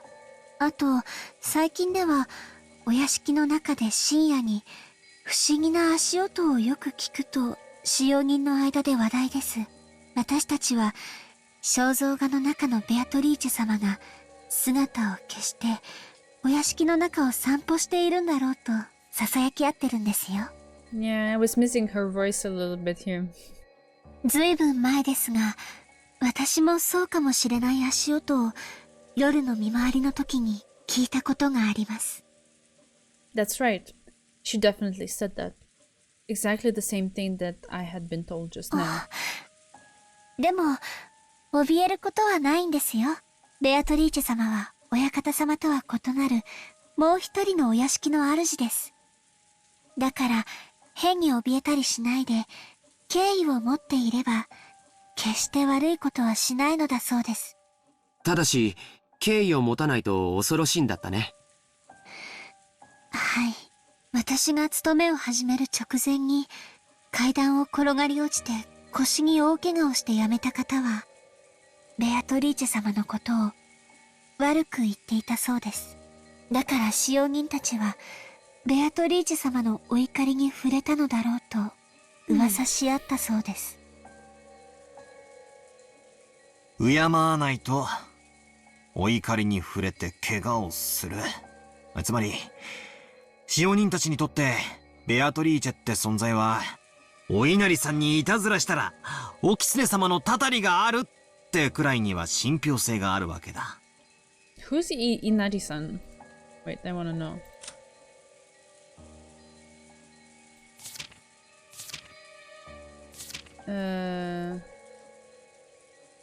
Inari and the Kitsune. Okay. Inari is the Shinto god of foxes, agriculture, fertility, rice, tea, and sake, and is one of the most revered and major of the Shinto gods. Inari is depicted differently by time and place, and may be male, female, or even a plurality of gods. Over a third of Japan's Shinto shrines are dedicated to Inari, and feature tori and statues of kitsune. The kitsune are white foxes that are Inari's benevolent messengers, but they can be malicious and bring about grave disasters. Okay, interesting. Of course, even though everyone accepts that curses and the like don't exist in the modern era, people are still afraid and still have a little respect for them. You see a lot even in residential areas, such as when someone is building a house and they call a Shinto priest for a ceremony to honor the god of that plot of land. You might think that's just a big waste of time and money, but the workers say that a big accident will occur if they don't do it, so they apparently never neglect the procedure. Better safe than sorry, I guess. You also hear about how if an Inari shrine is carelessly removed during a town replanning, there would be a curse by Kitsune-sama. I think I might have read somewhere that when the occupying forces were trying to expand an airport and had to remove an Inari-san that was in the way, all of the workers were suddenly taken out by some mysterious fever. Even in modern cities like Tokyo, it isn't rare to see modern buildings packed all around an old Inari shrine, leaving the shrine itself untouched. And this isn't limited to Japan. It's probably similar to how people baptize babies. If I remember correctly, by the Christian doctrine, unbaptized souls, though their sin is the lightest, still fulfill the conditions for going to hell. Putting water on a child's forehead doesn't do anything but make them cry. But if a parent can prevent the child from going to hell with just that little effort, they will happily go through with that ceremony. In short, even in this modern society of reason, we are still unable to throw away every trace of belief and fear. You could say that it's a passive acceptance of the supernatural. Maybe the only difference on this island was that Beatrice was the name that was respected here. じゃあ、つまり、この島で、とても人間技とは思えない何かが起これば、それはベアトリーチェの仕業だ。うん。シャノンちゃんも言ってた気がするな。ちゃんと閉めたはずの窓や扉や鍵が、もう一度見回りに来たら開いていたとか。消したはずの明かりがついていたり、つけたはずの明かりが消えていたりとか。んで、確かジェシカは、朝出かけようとしたら、カバンが見つからないのもベアトリーチェの仕業だってふざけてたんだよな。よく覚えてるな。普通なら妖精さんが隠したとでも言うところが、この島ではベアトリーチェが、ま、そんなくったらない話さ。このお屋敷も、築30年くらいになるそうだからね。それだけになれば、多少の怪談やオカルトは生まれてくるものだよ。学校の七不思議なんかのようにね。そこで、チェス盤をひっくり返すぜ。え？つまり、この島では、人間にはできないことは、ベアトリーチェの仕業と置き換えることができるルールがあるってわけだ。人間にはできないこと。人間は何人だ？ 18 人だ。つまり犯人は、この島のルールにのっとって、この事件は魔女の仕業だとアピールしてることになる。つまりそれは、19人目の仕業ですよと訴えたくて仕方がないわけだ。気に入らねえぜ。Hey, you got your food. 全然気に入らねえ。Or, I mean, that's quite fast. Did you just order it? 気に入らないって、何がだよ。仮に、不可視の19人目が存在して、そいつが自分の存在をアピールしたいなら、俺ならもっと完璧なタイミングでやるぜ。完璧なタイミングでってのはどういう意味だい？ああ。だって、事件は深夜から未明にかけて起こったろ？深夜まで話し合いをしてたり、夜勤をしてたり、あるいは部屋に帰って寝ていたり、どいつもこいつもアリバイがあやふやで、十分内部犯行が疑える段階だ。ジョージの兄貴も、エヴァおばさんに聞かされてるんだろ？内部犯行の可能性が高いって話。うん。まあね。つまり、不可視の19人目が実在したなら、最初の事件は自分のアピールに失敗してるんだ。いや、そもそも時間帯がミステイクだ。不可視の19人目をアピールするためには、死んだ6人以外の12人が、全員白であることが確定している状況下で行われなければならない。疑わしい人間がゼロにならなきゃ、自分の存在をアピールできないんだよ。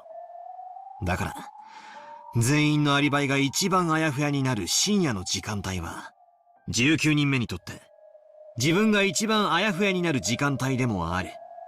にもかかわらず、その時間を選んで犯行に及んだ。そんな時間に犯行を起こせば、18人の誰かが疑われるのは明白。にもかかわらず、マリアに手紙を渡して魔女を名乗り、誰もが自分でないと否定している。How did this escalate into a full-scale investigation all of a sudden? It was already going there since last time. No worries. They just took a little bit of a detour for what you saw earlier, but this is the main track that we're on. つまり、ベアトリーチェという19人目がいるように見せかけたい人間が18人の中にいると。なんだかぶっ飛んだ発想だな。まだお袋の屋敷の外に不審者が潜んでいるって話の方が信憑性があるってもんだぜ。まさかバトラはこの客間の中に犯人がいると疑っているのかよ。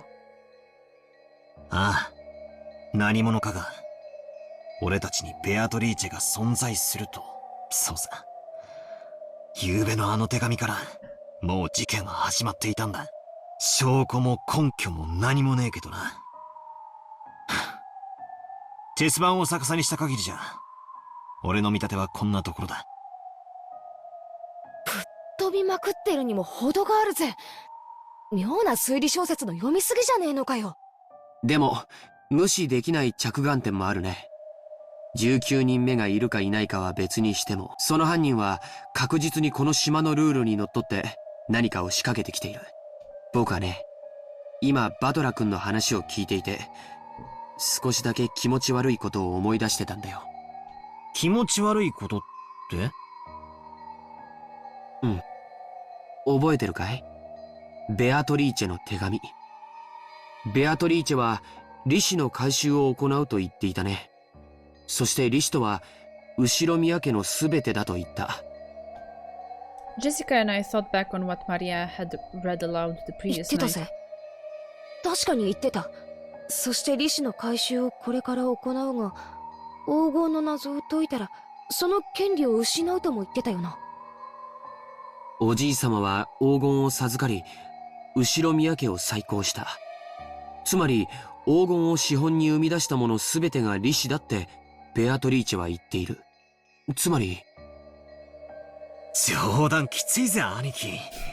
まさか後宮家のすべて、つまりじい様が生み出したものすべてってことは、じい様から血を分けた一族のことを指すってのかよ。あの手紙をそう読み解いたなら、この殺人はベアトリーチェが行った正当な利子の回収ということになる。I mean, yes and no, because some people were not. They did not have actual Ushiromiya blood. となれば、この事件はまだ続くよ。利子の回収はまだ途中なんだからね。George turned around looking over the parlor. There were still many people who held the name Ushiromiya. And we knew that since Goda-san and Shannon-chan had been killed, not even the servants who didn't bear the name Ushiromiya would be spared. 私たち全員を殺すつもりかよ。I mean, you could have asked this question without having this conversation at all, because clearly, like, you couldn't draw the conclusion, it was just the 6 of them who were killed. We are safe. No, nobody is safe. Nobody. でもおかしいよ、ジョージ兄さん。Everyone is suspicious and nobody is safe. Basically, that's the situation we're in. ならどうして6人だけ？他に大勢殺せたはず。下手をすれば寝込みを襲って全員を一晩で殺すことも可能だったはず。どうしてそれをしなかったの？特別条項だよ。黄金の謎を暴く者が現れたら、利子の権利は失われる。そして手紙の最後にはこう結ばれていたはずだよ。I don't know how that makes sense, because if there's no one alive to solve the riddle, then... おじい様の黄金の謎をみんなで解いてみろとね。ジーザス、ようやく犯人のメッセージが分かってきたじゃねえか。Are you? Because I'm... the more we talk, the more confused I am. つまり犯人は俺たちにじい様のあの碑文の謎を解いてみやがれと言ってるわけだ。しかもぼやぼやしてればどんどん利子の回収を進めちまうつもりだ。I realized that this was all based on several crazy guesses, yeah. At least you're aware of it. But not everything that happens in this world is joined together in a perfect line. Most unknown phenomena are nothing but individual points. By joining them together into lines, we deepen our understanding. The closer together the points at the ends of those lines are, the more logical it is and the easier to understand. And the farther away they are, the more it lacks those qualities. That is why we use the distance analogy and call such theories way out there. I kind of say that, don't I? I do say that. However, if you can only join up to a small limited distance away, we call it having a limited imagination. Is imagination different from reasoning? Was I just trying to force everything that I knew about the case to fit my simple imagination? No, that's not it. When you're searching around with your hands in the dark, that search is imagination. Only imagination can find the 2 points you should connect together. Reasoning is nothing more than the action of drawing the line between them. If you can't imagine, you can't reason. That is true. I can get behind that. What I was doing might be out there, but it shouldn't be wrong either. Only the power of imagination can pull out a clue from the darkness, and the power of reasoning ties those clues together. It's a lot like the process of searching out an enemy's weak spot and striking. It's alright if it's crazy. Find a weak point first. Then we can think about how to strike. Now was the time to find the points that we could tie together later.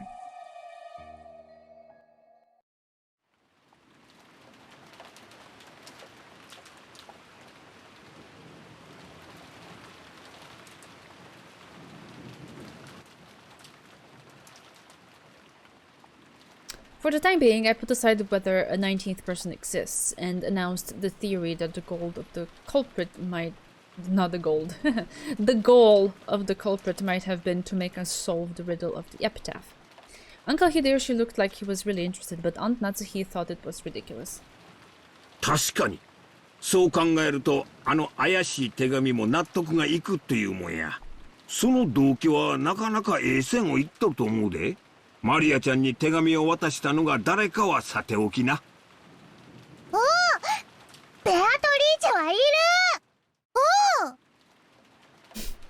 Even though she was puffing up her cheeks in that cute way she had been doing since yesterday, I couldn't think of it as cute. If I took it lightly, it might suddenly transform into a creepy laugh. 隠し黄金など存在しません。ですが、その存在を盲信する犯人がお父様の黄金を目当てで、それを私たちに解かせて横領を企んでいるという動機は、なるほどと頷けるものがあります。I wonder what Natsuhi actually thinks, because she was confronted with something that would shake disbelief. But I wonder where exactly she stands on that ability. しかし、ならばなぜ後宮家の主要な人物ばかりを最初に殺したのです？ Oh, definitely it has to have some meaning, but we cannot piece it together just yet.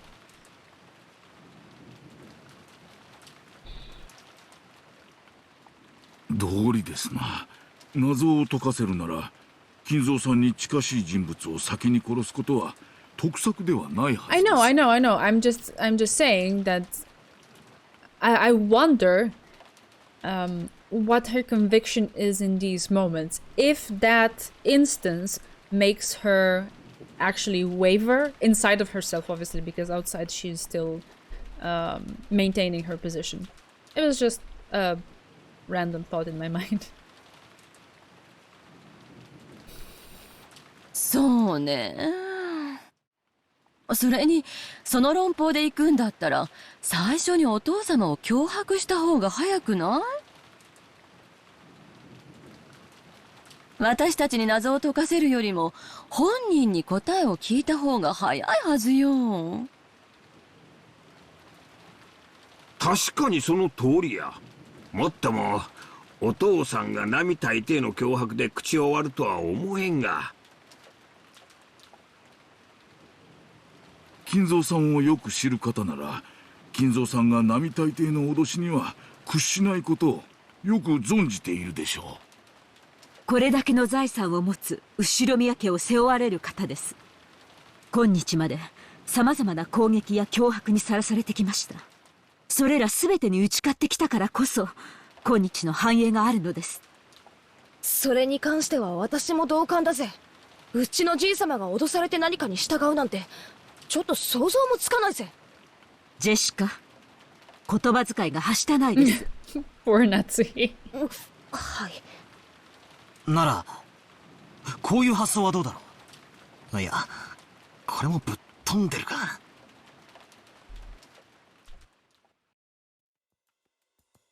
I couldn't hesitate. A crazy idea is like a bow and arrow.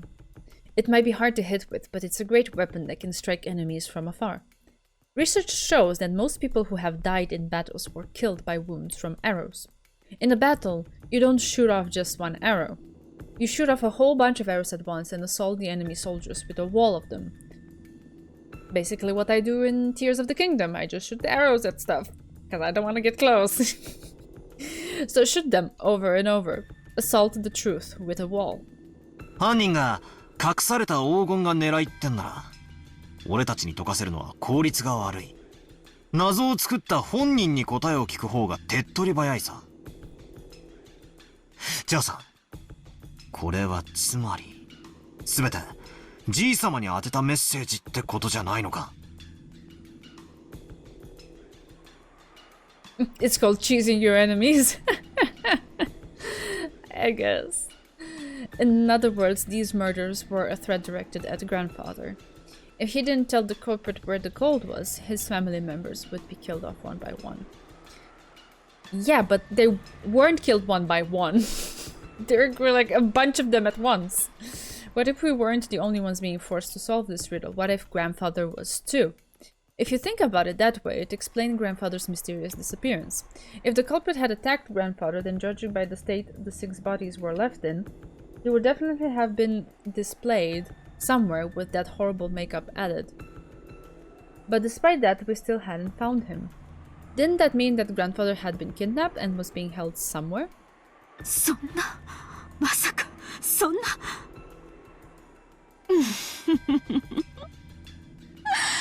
面白い話じゃない？つまり、お父様はどこかに監禁されていて、黄金のありかを話さないと、次々に殺人を繰り返すぞ、と脅されているわけ。I don't think if that is what's happening, the person who's doing that didn't find the right leverage. Nope, not at all. They're all ghosts investigating their deaths. That's a cool guess. This is basically the others. Oh yeah, I suppose so. その話のどこが面白いのか、理解に苦しみます。Aunt Natsuhi threatened her, but Auntie Eva just smiled calmly. この時間になっても姿を現さない以上、おじい様が事件に巻き込まれているのはほぼ間違いないと思います。それを思えば、バトラ君の仮説も無視することはできないんじゃないですか。You think? Yes, Eva is like that.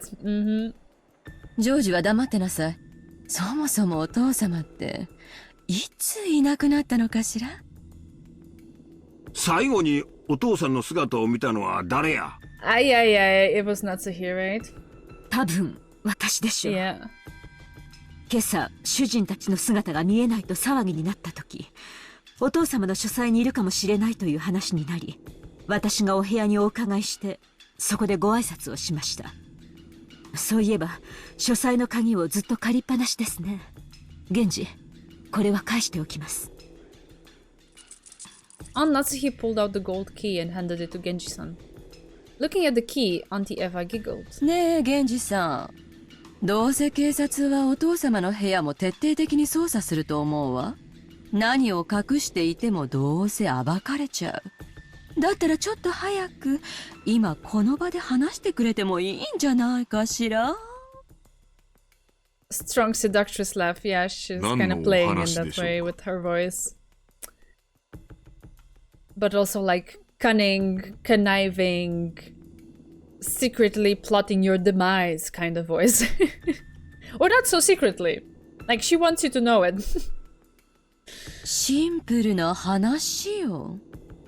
お父様の書斎はその鍵がなければ外から入ることはできない密室よ。その定義の確認をしたいの。お父様の部屋には入り口が一つある。あとは窓？他に出入り口は？ありません。中に入るには入り口しかありません。間違いなくね。秘密の隠し扉なんかがあったりはしないのね。お父様が不在である以上、後宮家の最高序列者は私よ。その後宮家の当主代行として聞いているの。それを理解した上で答えなさい。あの部屋には入り口以外に他に出入り口は？お父様の最高の側近だったあなたは知っているはずよ。Aunt Natsuhi looked a little offended at the part about the highest ranked family member. Poor Natsuhi. But she kept her mouth closed for the time being and waited for Genji's answer. I couldn't help but feel a little uncomfortable. Why was she going on and on about hidden doors? カノン君も熊沢さんも知ってるなら教えてくれない？あるならあるって言ってくれた方がいいの。じゃないと今からある人がとても追い詰められることになるわよ。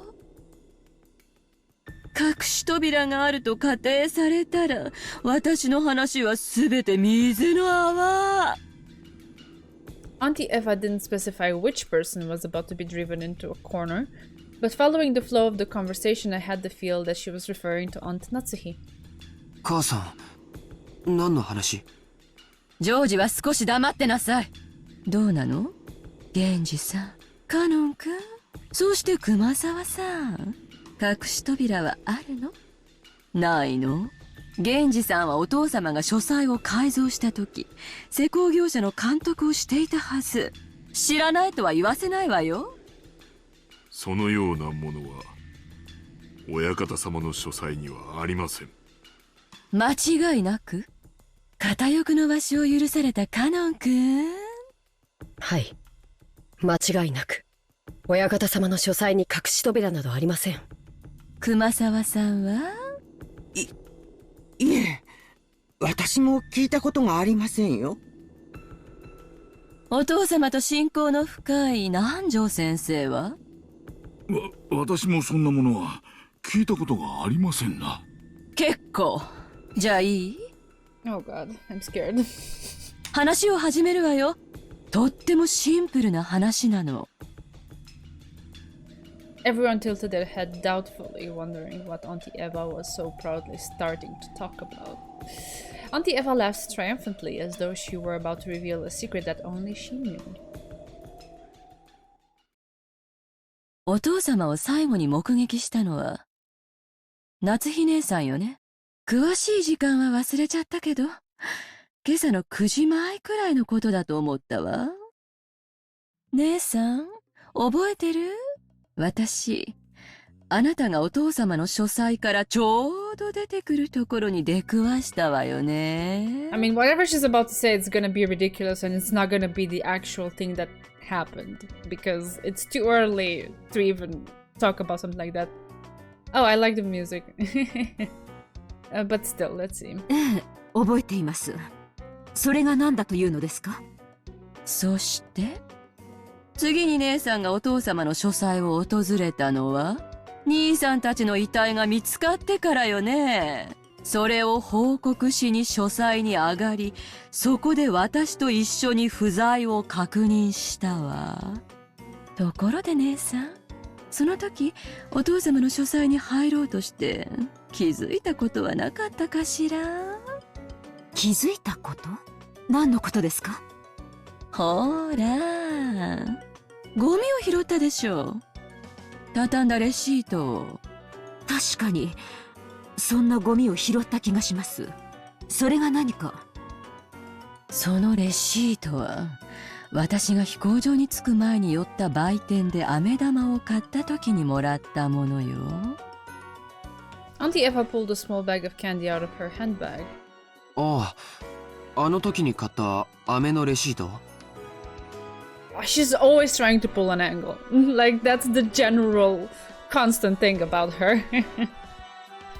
でも母さん、そのレシートの話が何と関係あるの？ジョージ、もうちょい黙って聞いとってや。Uncle Hideyoshi's expression was a little strict. Somehow it seemed that he understood what Auntie Eva was getting at. 本当にこれは気まぐれよ。何かを予見してたとか、ましてや夏日姉さんを罠にかけようとか、そんなのじゃ断じてないんだから。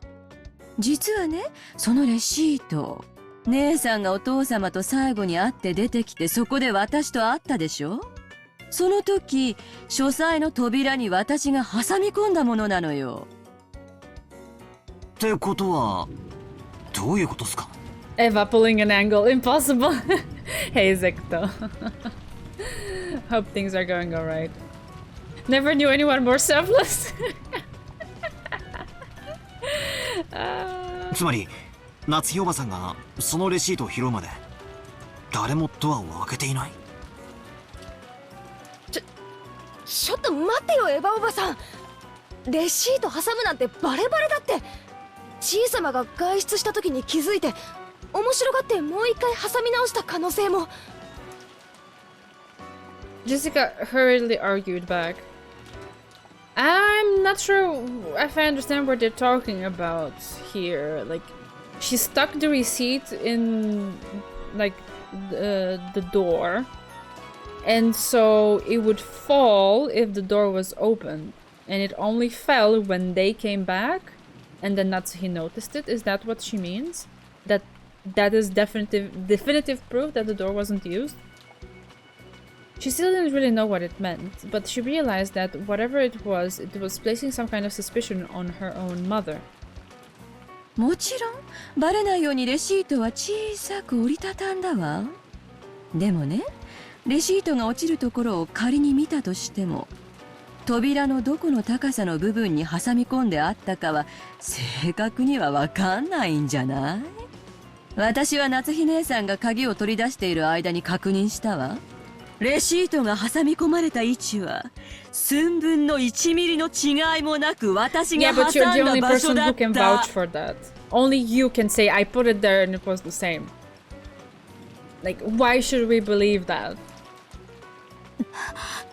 なぜそんな子供じみたいたずらをされるのか理解できません。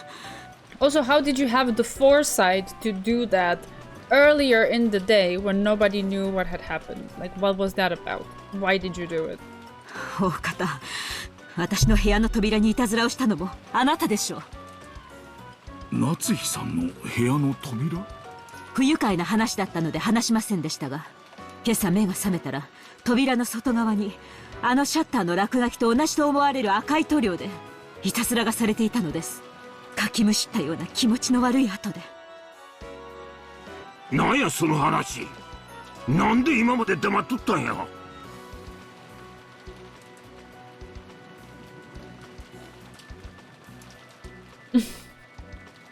申し訳ありません。あの後立て続けにいろいろと恐ろしいことが起こったため、今の今まで失念していました。知らないわよそんなの。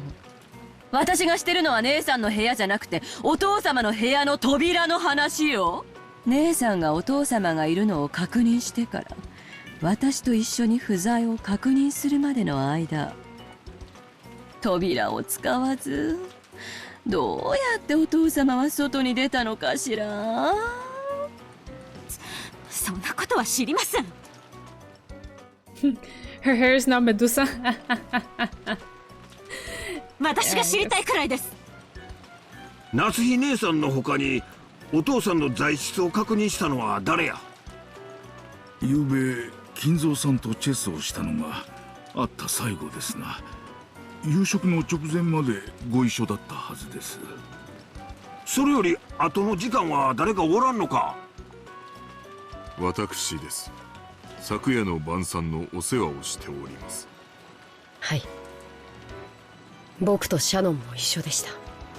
ここまでは間違いなくお父さんも部屋にいたやろな。Taking sideways on Nanjo's chess elo. だがな、夏日姉さん、不在だった書斎は窓も扉も全て閉め切られた状態だったそうやないか。なのに夏日さんは今朝お父さんに会って話をしたい。 I mean, from what you're putting on the table, the only conclusion is that he's still in the room.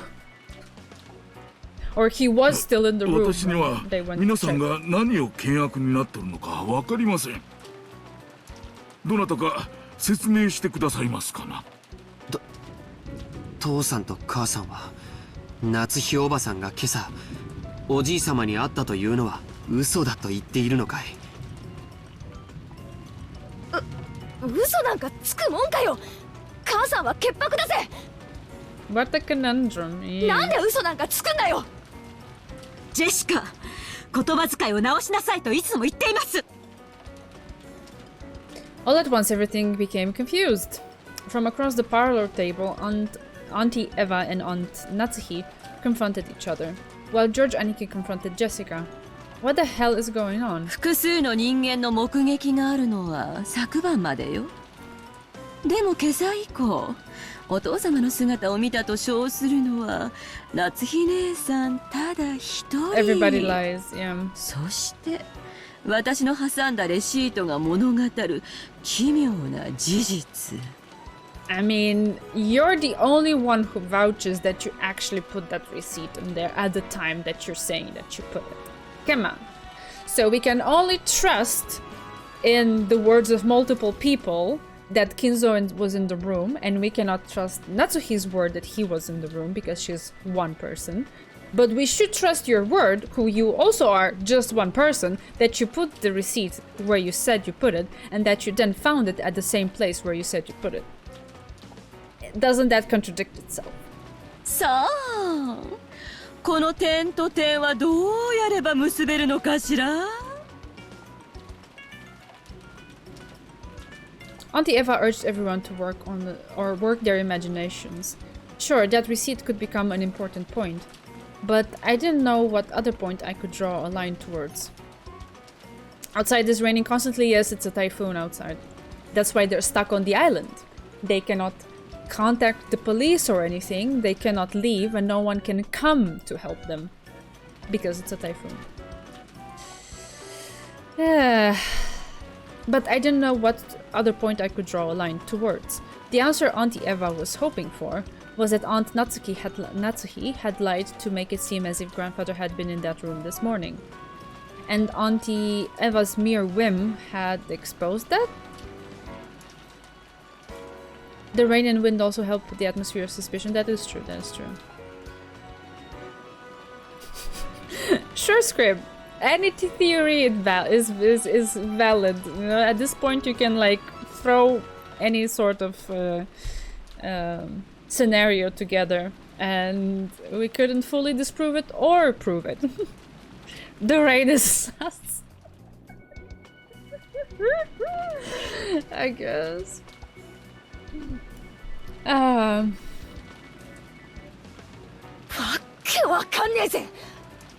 But I think this might be the first time that we are presented with a situation where we, as the readers, actually saw that happen.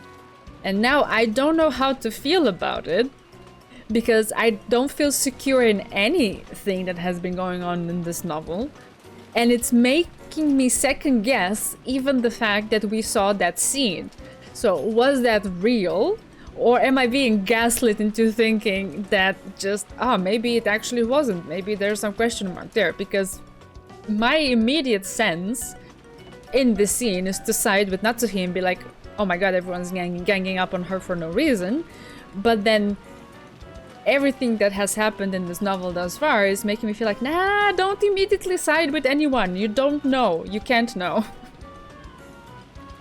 It's such a weird experience.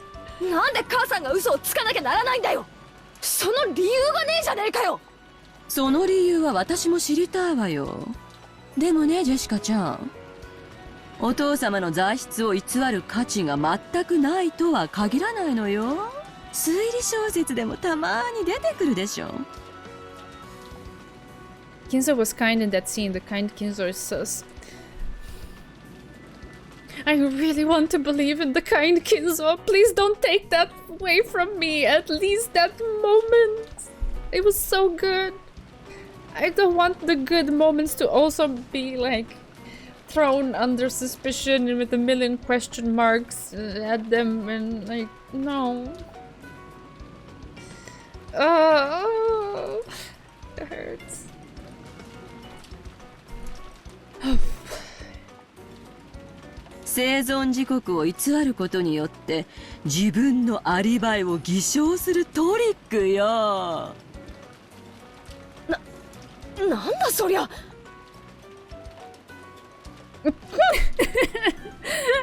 Oh, scrim. そんなの聞いたことないぜ。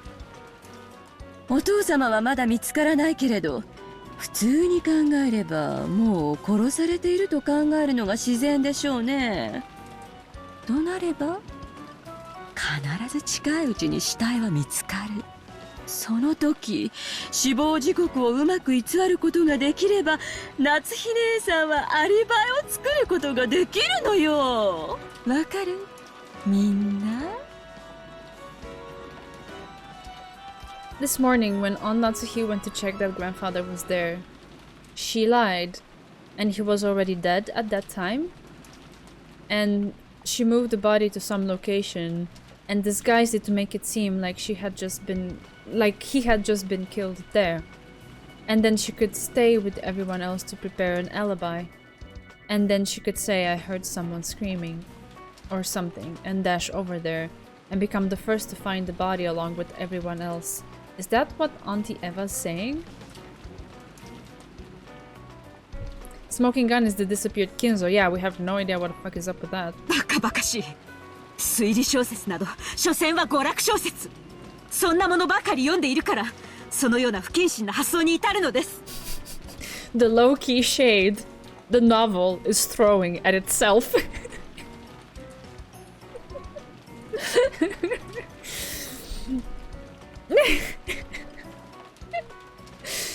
そうだぜ。死亡時刻を少しくらいごまかしたって、そんなの警察が検視すりゃ一発でバレるじゃねえかよ。 Yeah, but like that can be said also about the other bodies that, you know, a more thorough investigation could be done by the police. But they're not here, are they? They're not gonna be here anytime soon. So the only thing that's valid right now is what each and every one of them, what's valid for them is what they managed to convince themselves of. That becomes truth in their eyes, because that's all they have to go on. Who is it? We're not gonna find it anytime soon, Scream, so just chill.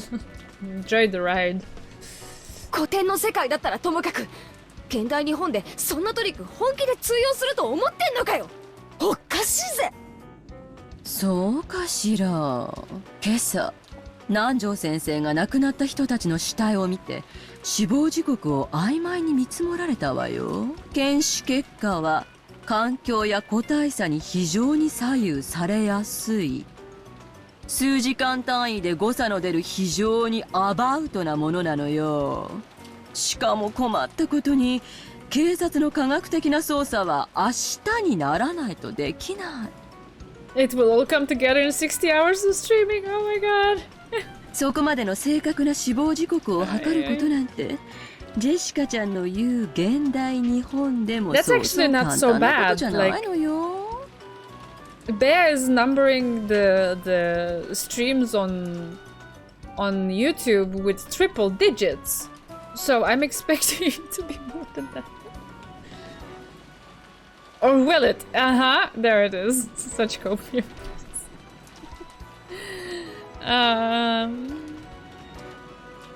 ねえ南條先生。検視は経験と勘の必要な非常に難しい作業です。誤審率も非常に高いと聞いております。確かにほんの数時間程度の誤差を出してしまうことは大いにあり得るでしょうな。しかしアリバイの世界は数時間もあれば十分やで。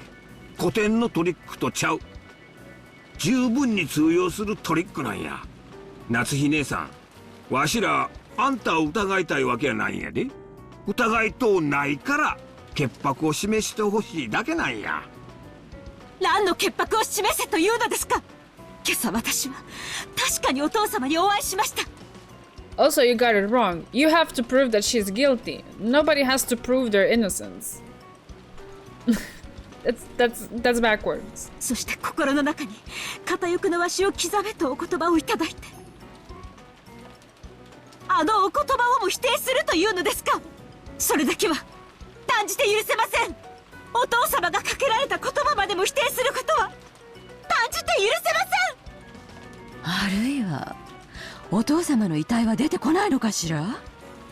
普通失踪は死亡宣告に7年かかるもの。余命残りわずかなお父様を7年も延命し、その財産を独占するには、なんともうまいやり方じゃない。Oh my god! 聞き捨てなりません。 Oh my god! This I did not expect. She was indeed holding the gun though, but I did not expect. それ以上は聞き捨てがなりません。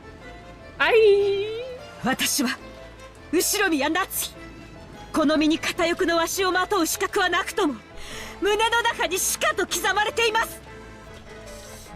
Eva with the brains, Natsuhi with the saw shotgun. Yes, that's precisely it. 当主跡継ぎのクラウスの妻としてその責務を代行する私に向かって何たる暴言。 Who here wanted the smoking gun? One smoking gun coming right. Oh my god. 何？その銃で私を撃つの？いいわよ。I believe in you, Natsuhi. I believe you can contain yourself. That's definitely not something you should do. 撃っちゃえば。どうせ言い逃れも思いつかなくて苦し紛れなんでしょ。Killer. Yes, that's exactly it. Scream. やりなさいよ。暴力で真実をごまかしてごらんなさいよ。This is great. Alright. I'm glad you're enjoying it. It wasn't like Aunt Natsuhi had been actually holding that gun at the ready and threatening anyone, but after she was told to by Auntie Eva, she did hold it at the ready. Yeah, I can totally understand it. It's an emotional reaction, and she's not doing what Kirie was saying that you should do in the moments when you're cornered. That was such good foreshadowing, because that's exactly what we're seeing here. Eva is trying to corner Natsuhi, and Natsuhi is getting emotional and overreacting to it instead of like being, you know, cool and collected and figuring out the holes in the strategy of that's coming from Eva's side, because her argument doesn't hold that much water either if you try to, you know, think about it and try to poke at it a little bit. She woke up and chose violence. She did not. Violence chose her. Yeah, that's exactly what I was trying to do. And I really hope that Natsuhi will calm down and not let her get her way. Come on, Natsuhi, you can do it. Unsurprisingly, once things got to this stage, Jessica and Genji-san tried to stop her. 奥様、どうかお気をお静めください。母さんは嘘なんかついてない。ならこんなの聞き捨てなきゃ。落ち着いてえな、夏日姉さん。確かにお父さんは部屋にいたと誓ってくれればいいんやで。それだけなのに、なんでそんなに取り乱しとるんや。 She already told you that. What else do you want? Natsuhi did nothing wrong. それもそうです。夏日さんは嘘をついていない。それだけのことじゃありませんか。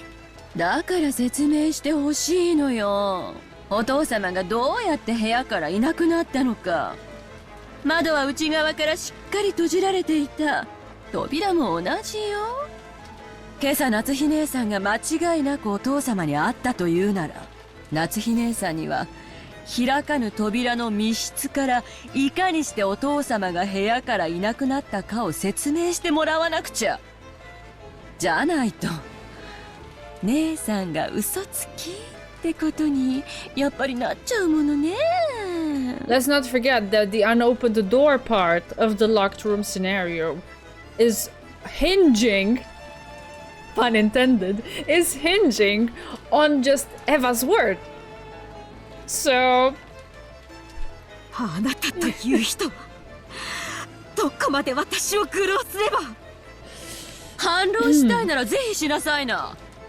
No, you didn't. I did. そうね。今すぐこの場で釈明をしてみなさい。そうしたらあなたを疑ったことを謝ってあげてもいいわ。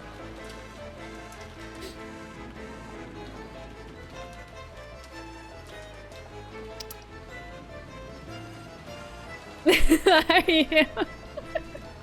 No, I'm not. I'm as tame as someone can be. Yeah.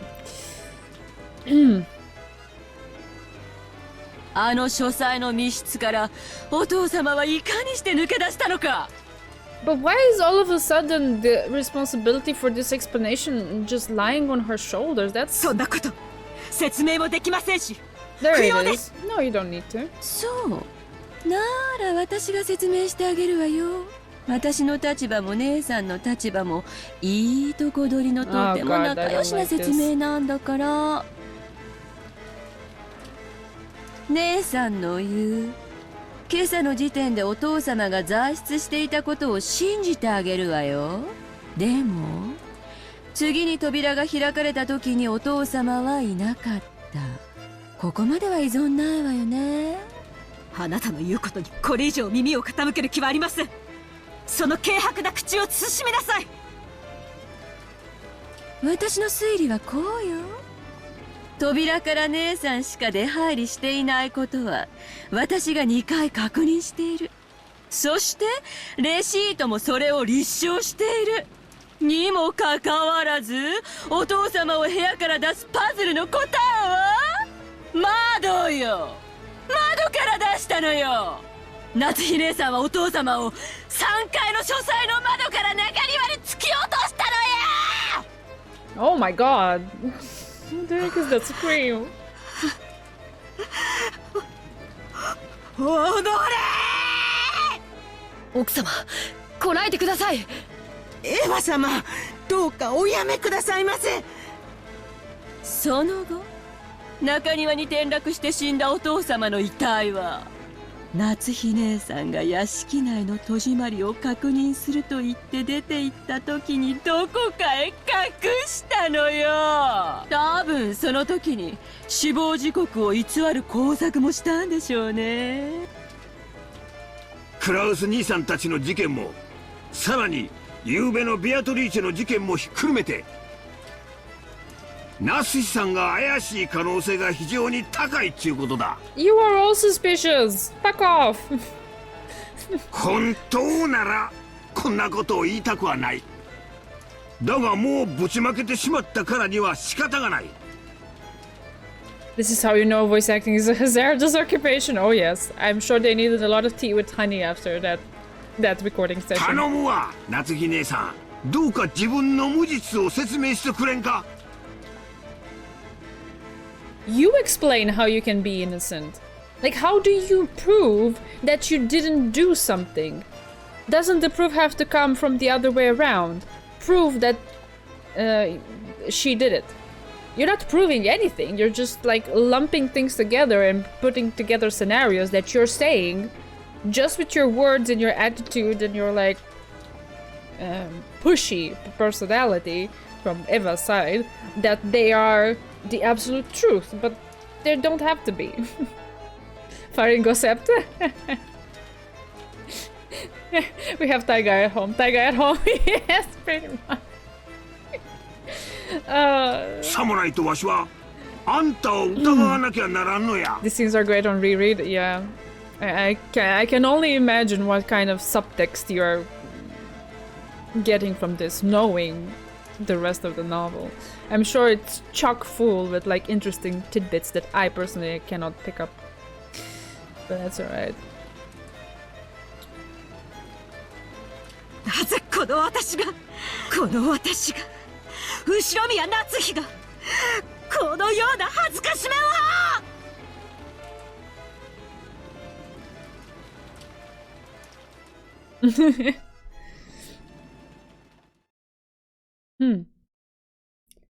Looks like everyone else has said their piece. Oh, Battler is gonna intervene. Okay. Then I think this breaks up things nicely, but also leaves off on a bit of a tension for us to pick up next time. I think it's a good place for me to make a save and leave it here for tonight, because it's already getting late, so I hope that's alright. And then we can take in the other side from Battler from the beginning next time. Oh my god, that was intense. Okay. wait, how do I title? There it is.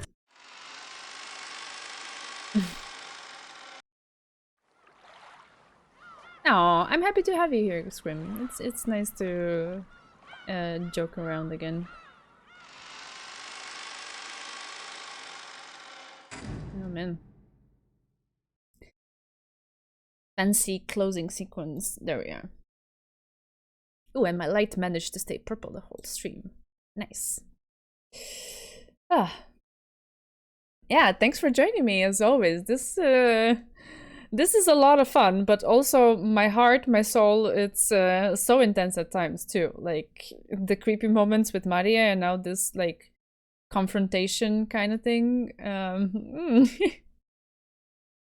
Yeah. Oh man, what did I do with my hair over here? It's kind of like annoying me. And also this part here, how is it in here? Hello? I don't know where it's coming from. And cut, yes, pretty much. Whatever, I will figure that out later. Yeah.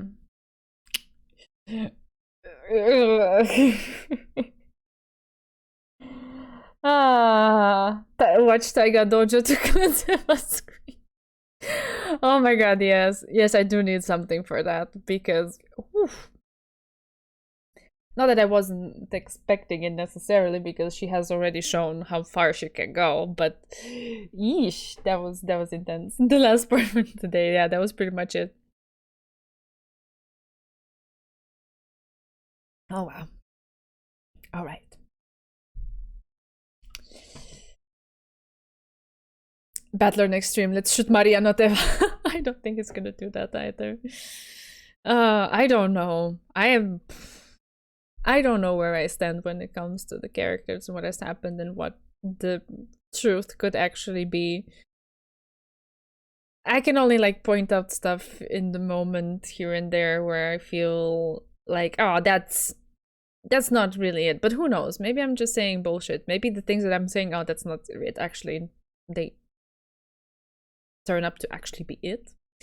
Because sometimes that's also the case.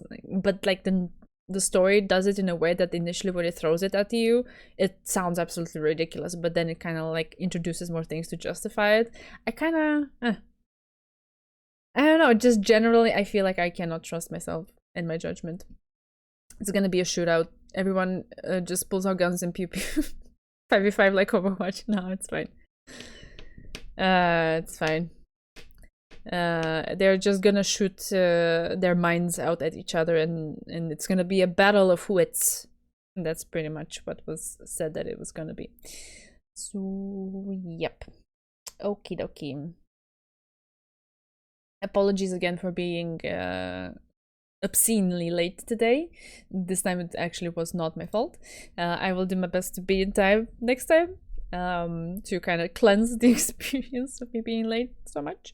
And yeah, we will see where it goes. I'm curious. Battle of the Wits. Oh, yeah.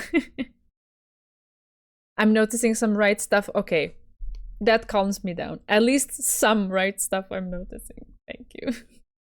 Because I have no idea what I'm doing. Non-Elias later. Oh, it's alright. It's alright. You're not supposed to be here on time necessarily. I am. You know, the fact that I'm streaming, it's always just like an invitation that, hey, you have the time, you can come chill. If this is something that you feel like it might be to your liking, no one has any sort of obligation or responsibility to do that. Although there is someone who's here religiously all the time, and that is Bea. And lately it has also become Chidori, who's around almost all the time. So I appreciate you. I see you. You're always the first ones in the chat and stuff. It makes me feel loved. Thank you. Yeah. All right. Yeah. This is fun though. I am having a blast. So no matter how long this novel is, no matter how wrong I turn out to be in the things that I'm saying or noticing, it will have been worth it. This is such a cool experience, and it's even cooler that I get to share it with you. So thank you once more. I don't ever want to take you for granted or make you feel like I'm taking you for granted. That's why I always try to express this appreciation. For now, I will go chill a little bit and then sleep. And I will see you again on Thursday, where we pick up where we left off with the Battler's point of view on the situation. I'm curious. I hope I'm gonna like it. I want to like him. I want to like the spin he puts on things, because so far it's been interesting. So let's see what he does. Yeah, until then, kisses, good night, take care of yourselves, and see you Thursday.